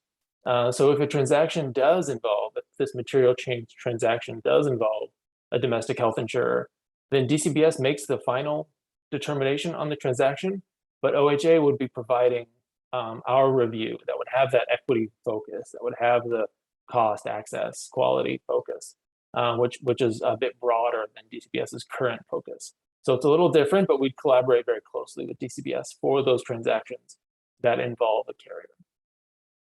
Next slide. Similarly, DOJ has a process for reviewing transactions specifically involving charitable assets. So this is a very kind of narrow program, but it looks at a sale, merger, or any kind of transfer of a nonprofit, make sure it's on fair terms. DOJ looks at proceeds to ensure that they're continuing to be used for a hospital's charitable purposes, and the insiders do not receive financial benefit. DOJ's authority is really limited only to nonprofit hospitals. So again, that's pretty narrow. A transaction, OHA would review that transaction if it meets all the other criteria, and we would collaborate with DOJ on that. But our review would be broader, right? It wouldn't be just on the nonprofit charitable assets. I do want to hit. So I think a really fundamental difference between these other reviews and this bill that passed is this is really bringing a health equity triple aim lens to the review. That's not the primary function of these other reviews for DCBS. It's largely sort of consumer protection, financial solvency issues, not so much what's the impact going to be on the health system or on costs or quality. Similarly, DOJ's review here on nonprofits is really the transaction resulting in the organization moving away from its charitable purpose, not so much what's the impact on health or quality or equity. The other review that's out there is antitrust. Both the Department of Justice, local Department of Justice, and national U.S. to prosecute consolidation that's anti-competitive. That's its own whole other lens that's really around monopolistic behavior, and those are very, very tough cases and very few far between, and very difficult for states to take up. So I do want to just differentiate that the lens here really is equity and triple aim, and no other entity really brings that particular lens to their review. Great, thank you, Jeremy. Let's go to the next slide. This program also differs from Senate Bill 1041, which we talked about in 2019, passed in 2019, and we talked about at a board meeting that year as well. 1041 established a new authority for OHA related specifically to CCO financial stability, and it required OHA to review proposed transactions that involved the CCO. We haven't had one to date since 2019, but the authority is there and the rules have already been promulgated. House Bill 2362, what we're talking about today, is broader, and it does apply to CCOs because CCOs are a healthcare entity, but it's more than just CCOs. It's health insurance companies, hospitals, provider organizations, and other healthcare entities, assuming they meet those financial thresholds that we talked about. And in fact, in 2019, we talked about at the board meeting a framework for how we conduct those reviews of transactions involving CCOs. The one that we're going to discuss shortly is really informed and based on that. But because 2362 is broader, we had to broaden it past just CCOs. So, but those that were around in 2019 on the Health Policy Board or following from home will find it pretty familiar. Let's go to the next slide, please. So let's jump into the guiding principles and the framework for this new program. The statute specifically calls out the Oregon Health Policy Board So it directs OHA to adopt by rule criteria approved by the board for consideration of requests by healthcare entities to engage in a material change transaction. By criteria, we're interpreting kind of guiding principles and the overall framework that we would use as we approach a review and the kinds of analysis we would do. So the Oregon Health Policy Board previously reviewed and approved criteria for 1041, but let's broaden it and focus it on 2362 and how we'd apply it to this new program.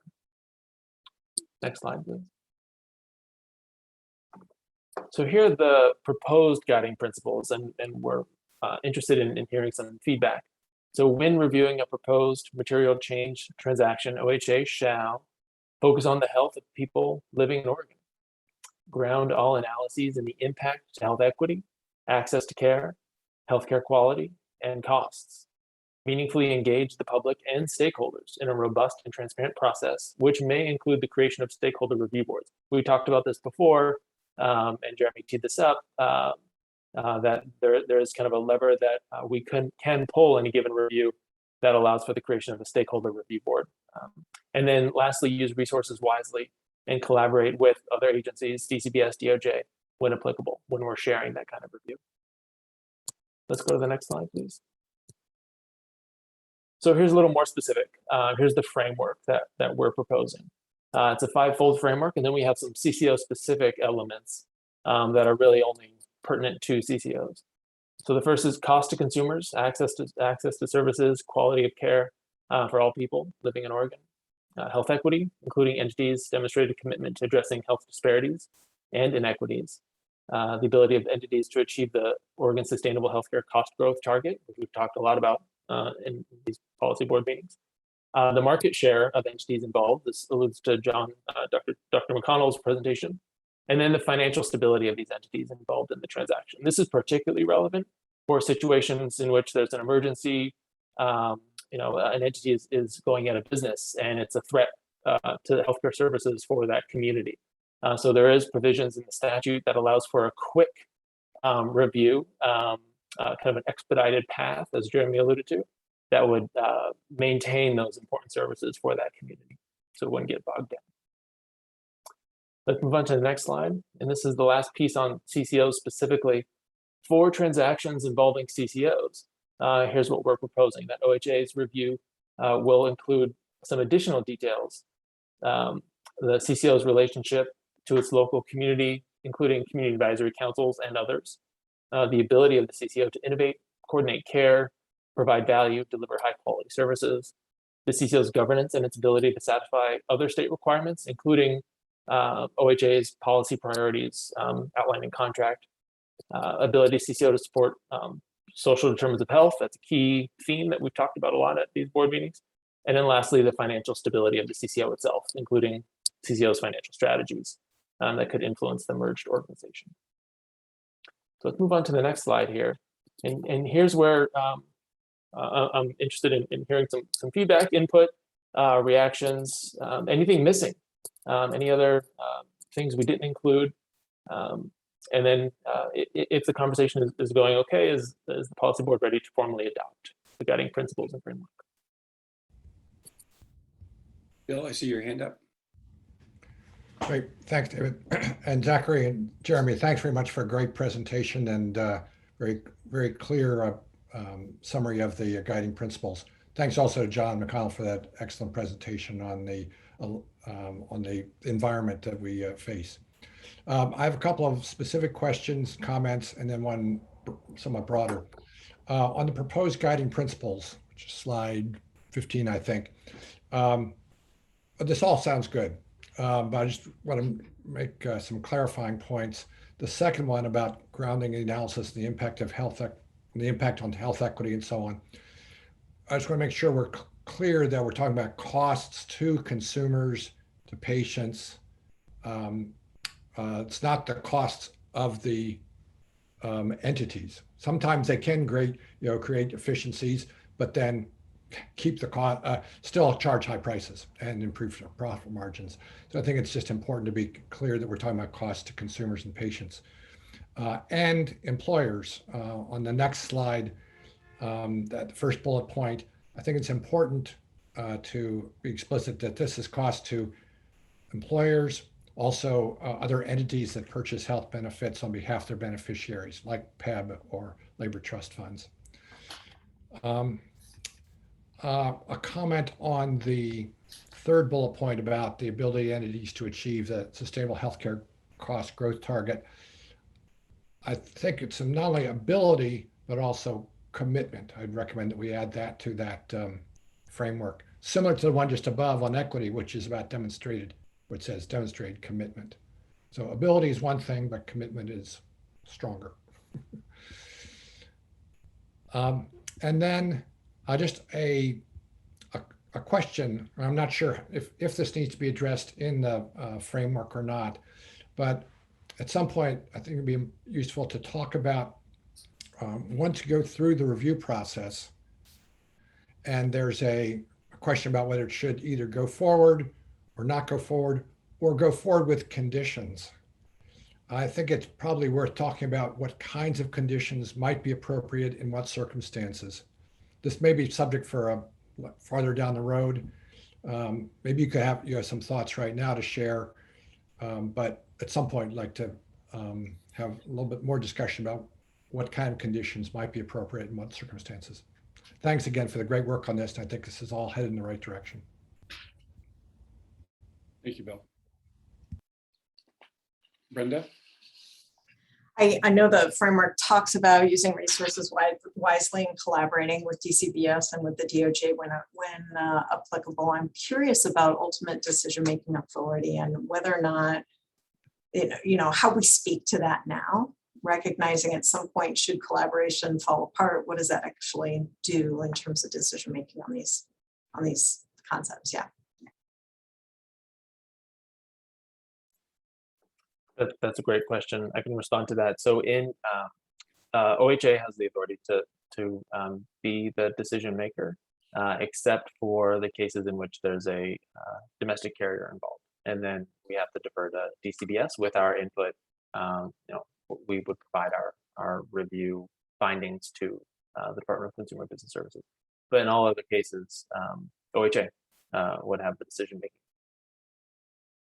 And just one other comment and hopefully a request for an addition is so that we explicitly speak to equitable access to care, in either the framework or in the principles themselves. I know that we speak to access to care in terms of the analysis, but I'm curious about how we would demonstrate proof.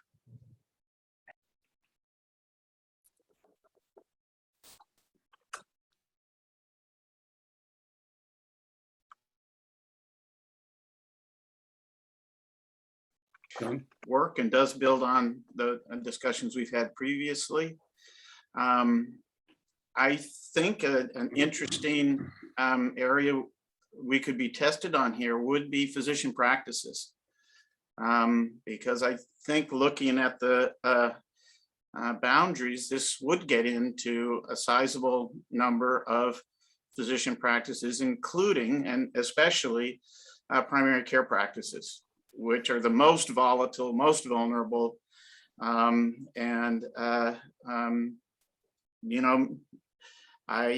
think can do pretty unpredictable things in order to keep their heads above water. I mean, all of those practices are, I think, technically for profits, often owned by a partnership or by one or more individuals. We have had some issues around those practices becoming publicly traded or becoming part of publicly traded practices. And I think the publicly traded really creates an additional and extreme layer of risk and unpredictability, but it can raise capital. So I think what I heard around financial stability and all is sufficient, but I suspect to some degree in order for this to not get really tricky, there's going to need to be some degree of monitoring of physician practices in terms of their vulnerability. So you don't wake up one morning and find that a practice is out of business, or a practice is part of a for-profit company that's publicly traded, and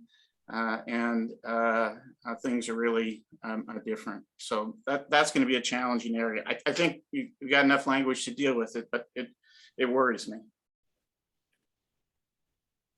Thank you, John. I think we'll hear from Kirsten and then Jessica. Sorry. Thank you so much. I really appreciate the work that went into developing this draft coming before us. And I appreciate opening with Dr. McConnell's presentation. And Jeremy, one point in particular that you had in your slides about these changes will help, not hurt, healthcare for people in Oregon. And I really, I see that reflected in this draft, and I just want to hold that as like, that was kind of really the center of this legislation, and I think should be the center of our principles and framework. So reflecting on that, I would actually like that first bullet under guiding principles, not just focus on the health of people living in Oregon, but focus on improving the health of people living in Oregon. And with the second bullet under guiding principles, combines a lot of weighty issues into a bullet, which I totally understand for expediency, that we have health equity, access to care, or I think, as Brenda pointed out, maybe access to equitable care, healthcare quality, and costs all lumped together. And I do have some concern that having those clumped in a single bullet somehow dilutes each individual's importance in that list.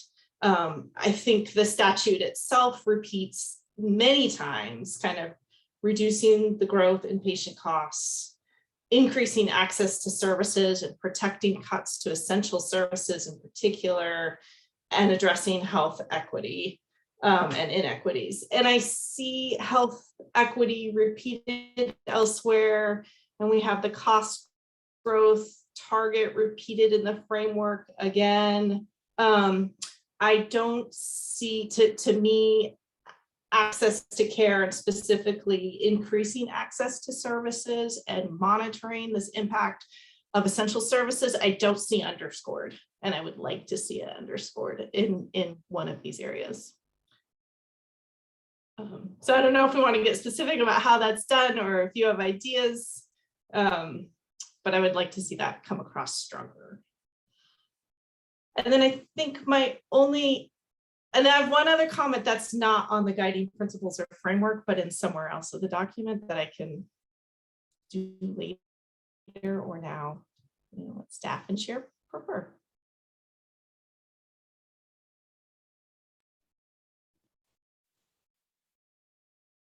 Zach and Jeremy, or let's hear from Jessica, then we'll, maybe Zach and Jeremy will just pause for comments, reflect on some of these.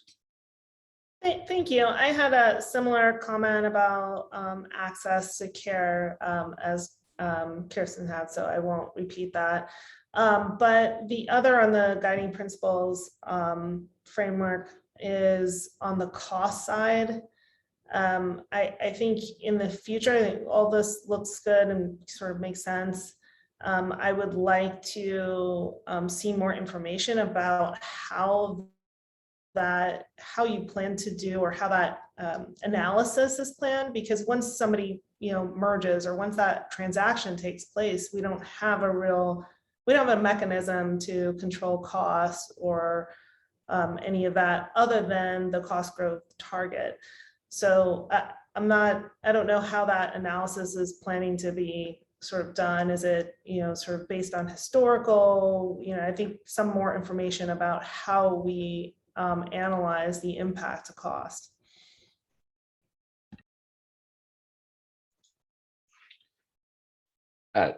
Thank you for that. I think you want, Chair Banks, or do you want me to jump in with a few thoughts? Would you? Oh, that'd be great. We also want to, I've heard from most everyone, Oscar and Ebony, and well, maybe we just get everything out there and then direct the discussion from there.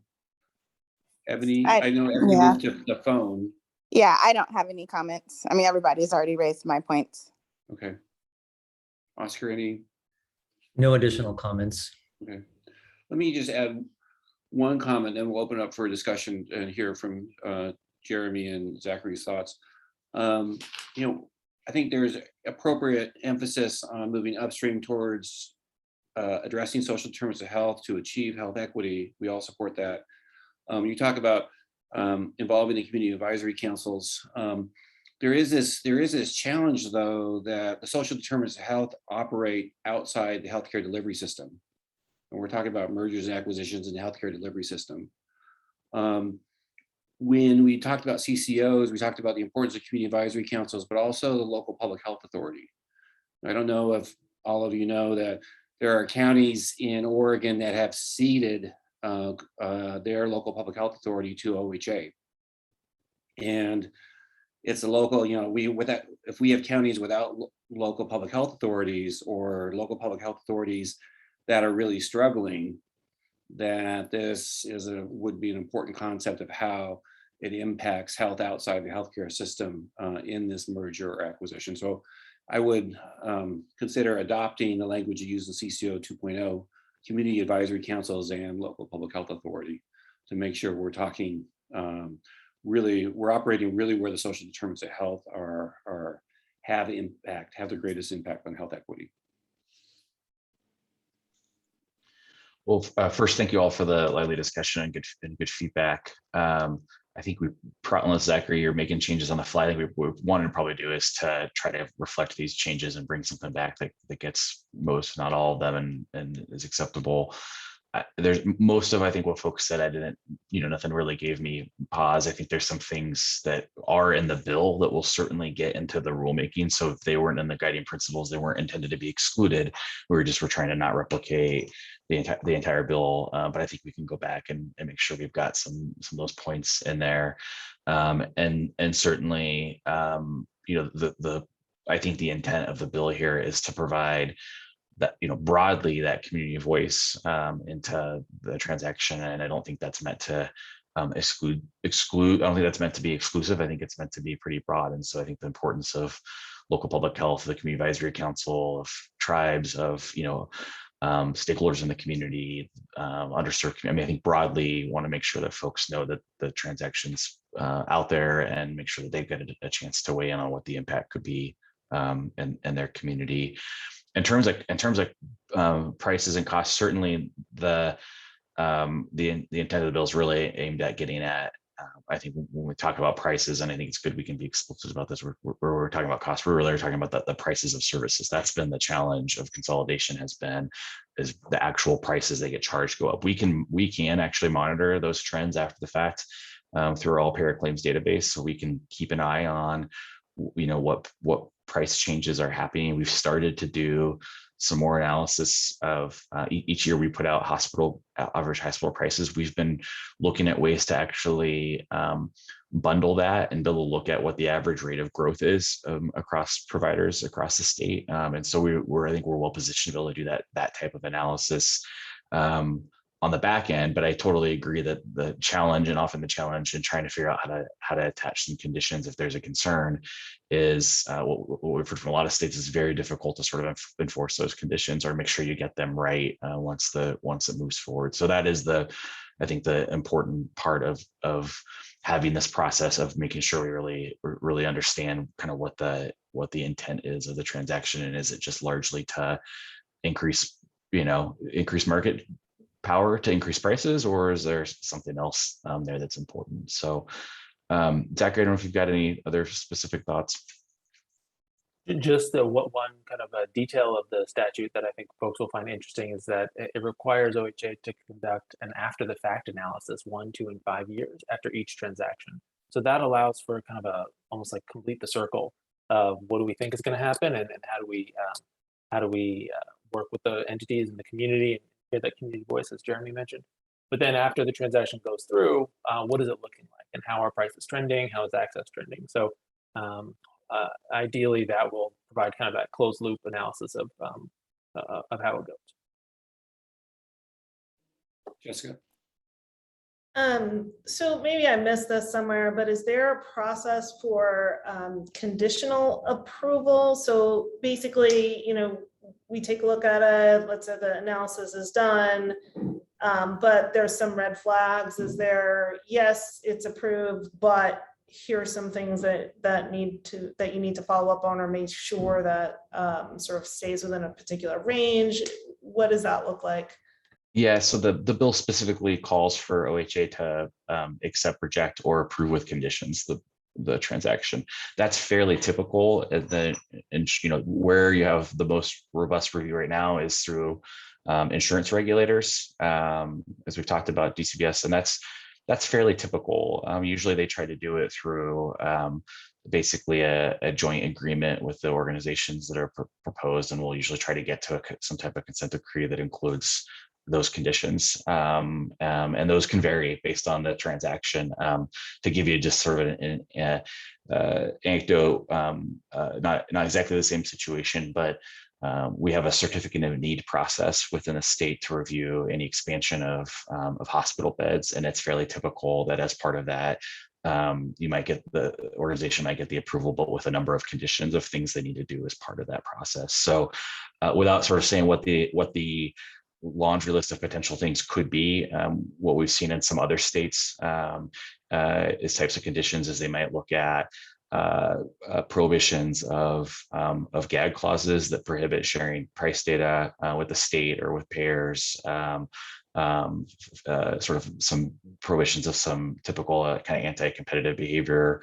The recent Sutter case in California, they had 6 or 8 different types of contractual terms that were common in their provider networks that they prohibited as part of that settlement. There were things like you could only call the Sutter hospitals or centers of excellence. You were prohibited from using that term for anybody else. So they've basically have kind of said what are the types of things that would be concerning market behavior and prohibit some of those. So we're not in the rulemaking process. We haven't figured out what exactly the types of conditions could be, but those are just some examples for some other states.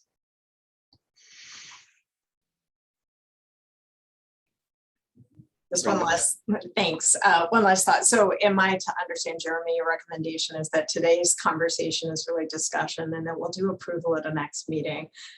If so, my request is that we also just give greater visibility to the modeling that we approved back in 2019 so we can see the material changes between what we did then and what we're doing now. Thanks. That's a good idea. Zachary, hopefully I didn't throw a wrench in your plans. I think our plan was to come back with a revised version that's got folks' feedback. And again, there'll be a full rulemaking process to follow. This is really trying to begin that conversation and make sure we're sort of pointing in a general direction that the board approves.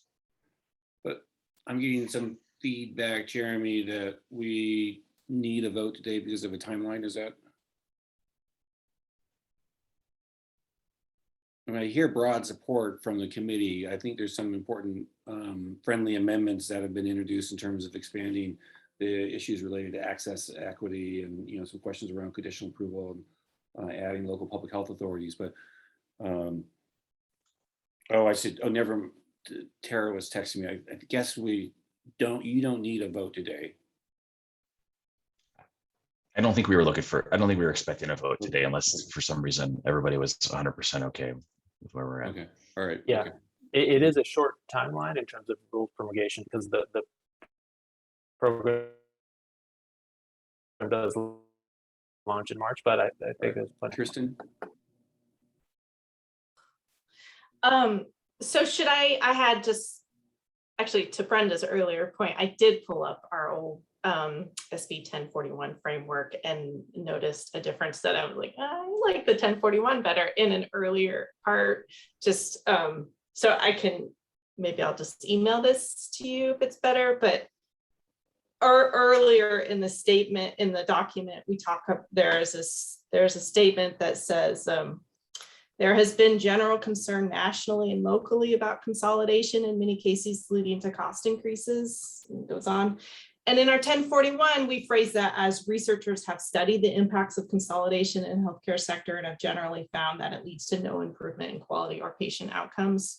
And I think we could add cost to that. I just think it's a much stronger statement and reflective of reality that like these are not general concerns or people's like fears and a crystal ball. Like these are concerns based on research that has been peer reviewed and replicated time and time again. So I don't think we should water it down. Great, thank you. Any other last points? I think what I've heard from the board is there's enthusiasm for this interest. I think OHA is going the right direction. I think there's been some constructive additions, clarifications to this framework, but we look forward to reviewing those for a formal vote, but I think you have the broad support of the board. Great, we'll bring the revised back with some changes, and then just for other folks listening or for board members who want to continue to be engaged in this, this will kickstart an entire rulemaking process. We're beginning to schedule those out so that folks know broadly when and how they can engage. And I don't know if we've actually landed on dates, Zachary, but I know we've got a website up. And so for folks who want to be engaged in providing feedback on the rulemaking process on our website, we'll be, if they aren't already there, we'll be having those actually scheduled from now through the end of the year fairly shortly. Thank you very much. Thank you, John. I really appreciate the background material. That was really incredibly helpful to frame this discussion. Thank you, Jeremy and Zachary, for a great presentation. So our last item on the agenda is to talk about the Oregon Health Policy Board Committee liaisons and to discuss new committee assignments. This will be presented by Tara Chetok, the Oregon Health Policy Board manager, who will join us to discuss the liaison assignments. So Tara. Great. Thanks, David. And thank you, Annette, for pulling up my slides. So today, actually, Annette, if we could pull up the other document, it's 7.1. But what you all are seeing right here is our liaison role and responsibilities document that's in your meeting packet. That is number 7.0. And that outlines all of our roles and responsibilities of the liaison role, which I will go into a highlight there, but please reference that document and keep for your records. You can go ahead and go to the next slide, please. So today with my presentation, I wanted to go over the liaison role as well as look at the current liaisons for our committees and then present a proposed liaison assignments draft to you all for consideration and then have some time for discussions as well as questions. All right, Annette, you can go ahead and go on to the fourth slide now. If you're following along virtually on your own, the slides are 7.1 in the meeting packet and also listed on the Oregon Health Policy Board. Right now, I'm going to just do a little overview of the liaison role and responsibilities on slide 4. The document that this slide is summarizing is our roles and responsibilities document.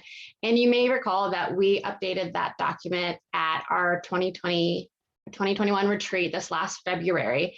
And a couple of the additions that we made to the document were that we wanted to specify that all members are serving as a liaison. However, the chair and vice chair are excused from this role because they are contributing so much time in weekly planning meetings with board staff.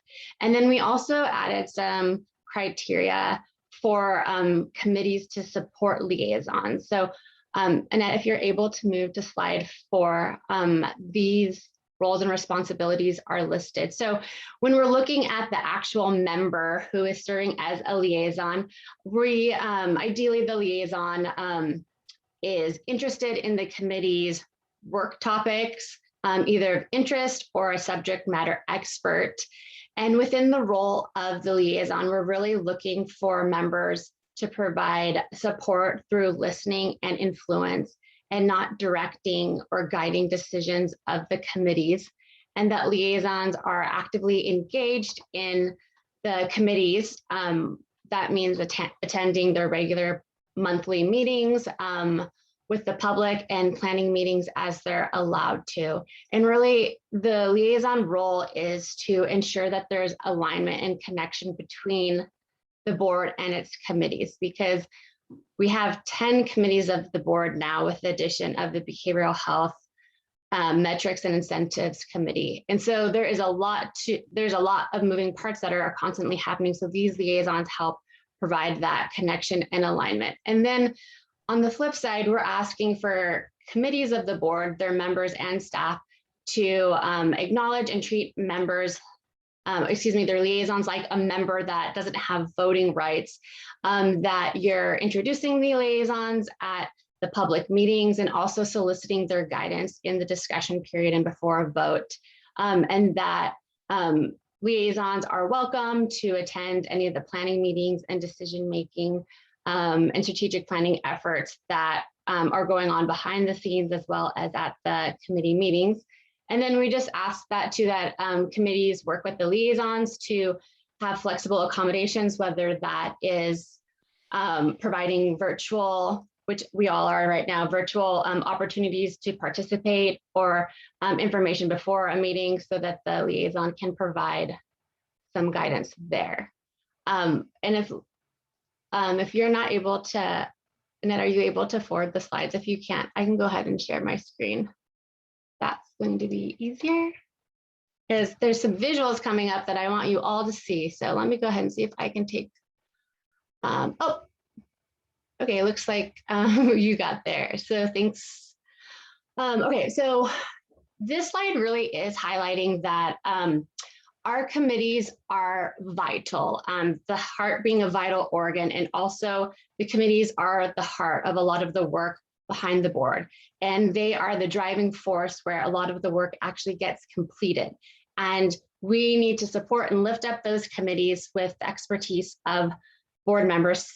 And here on the slide, I just wanted to highlight, so these are some of the great bodies of work from our committees. And I don't have everything listed here, but just a couple of call outs, like how the Health Equity Committee developed a health equity definition, and how we're supporting the Cost Growth Target Implementation Committee with its program, and how the board's Medicaid Advisory Committee led the development of the Oregon Medicaid benchmark plan. So lots of great work that that our committees have accomplished, as well as what we will continue to accomplish. All right, looking at our current liaisons. All right, our current liaisons, we have currently we have 4 members: Brenda Johnson, Kirsten Isaacson, John Santa, and David Bangsberg, serving over 7 committees. And we certainly appreciate all of the work and effort that goes into their service and their support with these committees. We have to acknowledge here too, when we're looking at the slide, that we have 10 committees. So there's a couple committees that don't currently have liaisons, and we've had new members join us. So this also prompted us to kind of consider our current committee liaisons and their work and where we might want to pivot in the future. But before we start to look at the future, let's look a little bit at the past at the next slide. The next slide, I asked committee staff and their members to send us some compliments and gratitude for their current liaisons, as some of these liaisons will stay on these committees and others will transition to other committees. But you all have done such great work in supporting the committees, and the committees are so thankful for your assistance.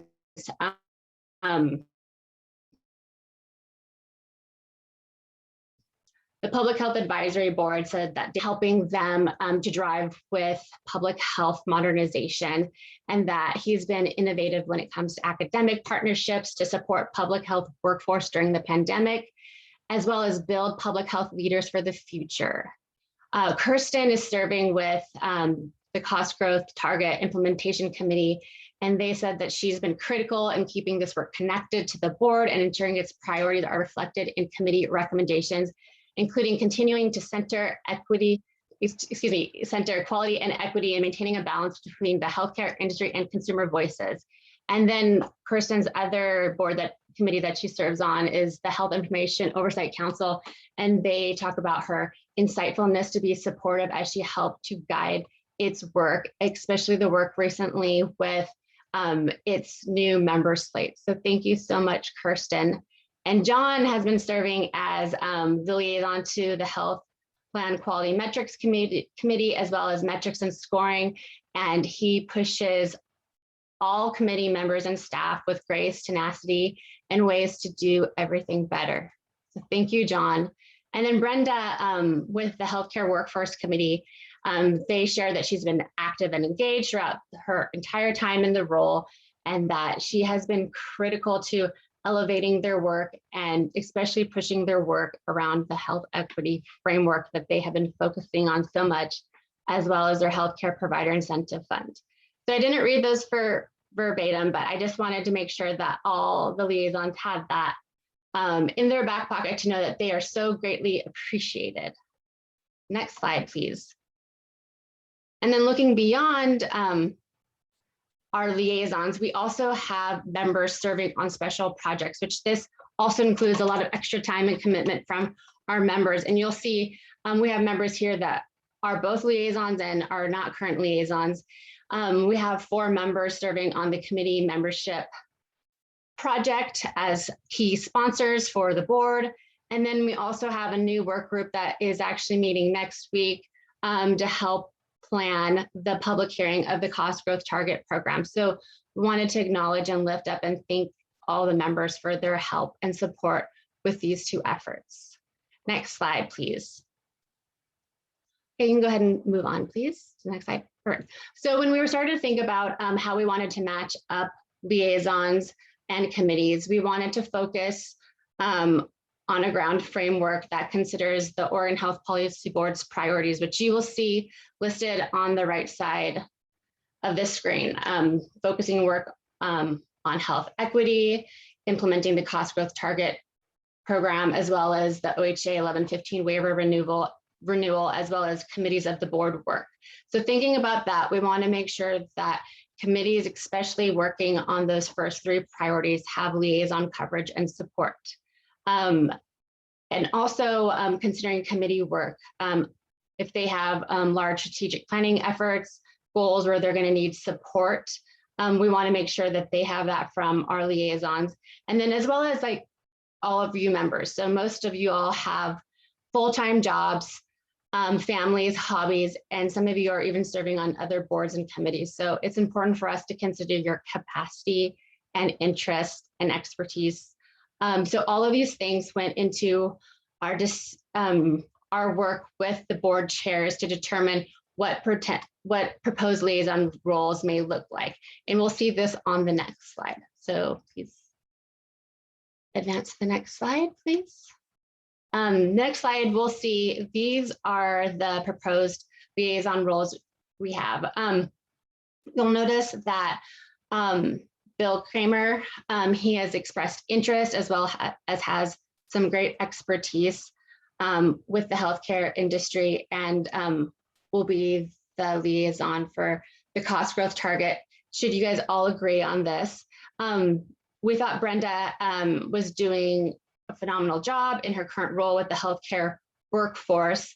And then you'll see here we have some new assignments with John Santa being the liaison for the Medicaid Advisory Committee. And they previously did not have a liaison, and it was important to make sure that they had a liaison as they embark on their CCO 2.0 consumer experience work, as well as the waiver public comment period that's coming up here in the next month.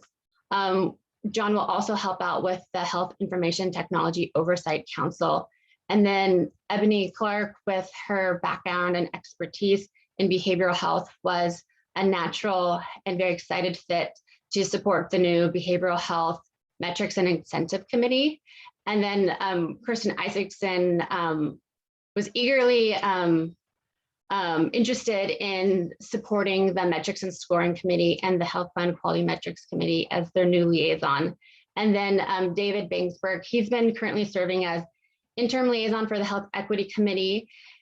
So he will resume that role and is doing a fantastic job there. Thank you, David. And then also David will still be connected to the Public Health Advisory Board. All right, next slide, please. This next slide kind of shows, so we talked about this a little bit at our retreat and some meetings after about trying to find natural links and connections between committees and their liaisons to support the work and to create some collaborative opportunities as well as share information.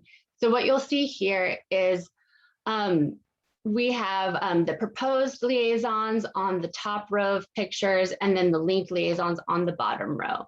You also see that there's some coloring going on here, and that's really to emphasize that although we don't have all liaisons listed under the Health Equity Committee, that the Health Equity Committee and its work is really the center and focus of all of our work with the board and its committees. So you'll see that connection there.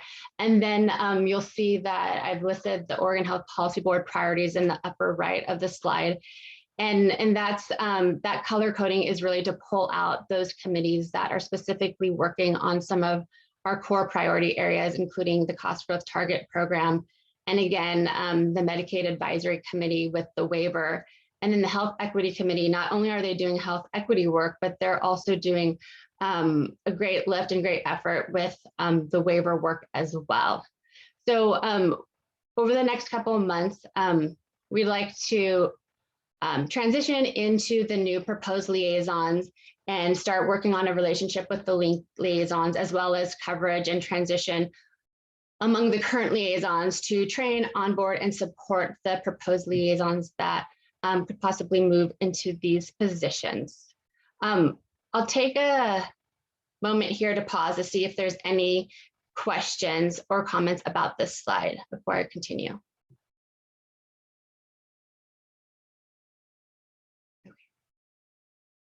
Right, I'm not seeing none. Okay, Annette, please, next slide. Okay, this is my last slide. Thanks everyone for hanging in to our marathon meeting this month.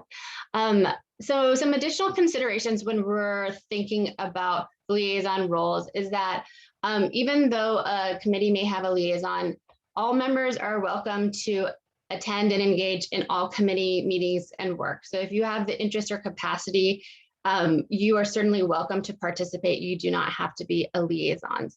And then on that same note, committees may have multiple liaisons. So if there is a great interest for you to be participating as a liaison in another committee, we can certainly have more than one.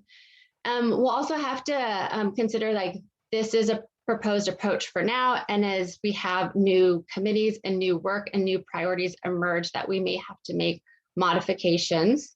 And then also an idea that was brought up by one of the members is when we're thinking about, we have our proposed or going to be current liaisons as well as our linked liaisons, should we also have another tier where we're considering future liaisons? So someone who may eventually want to grow into that liaison role, it's an area of interest, but they perhaps don't have capacity now to be the full liaison, but sort of a long-term planning and transition effort there.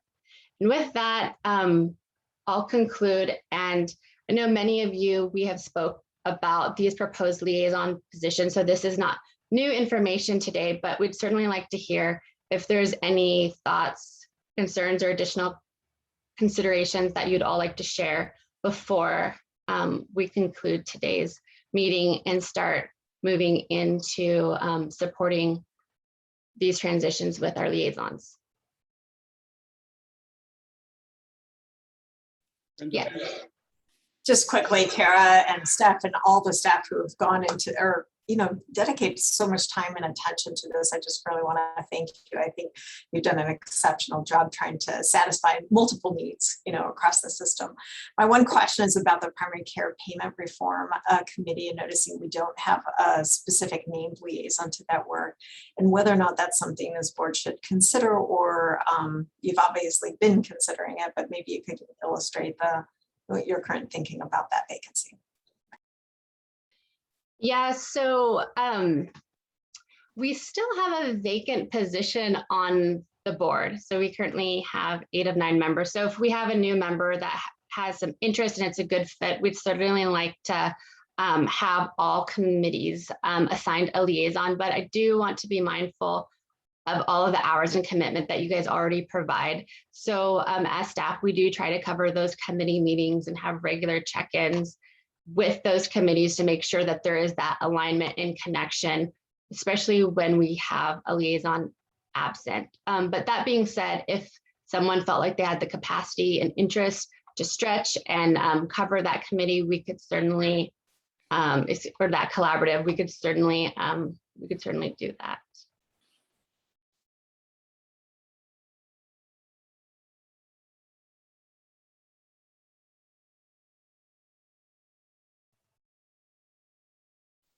Okay. Well, certainly, if there's additional thoughts or considerations, always feel free to call or email me.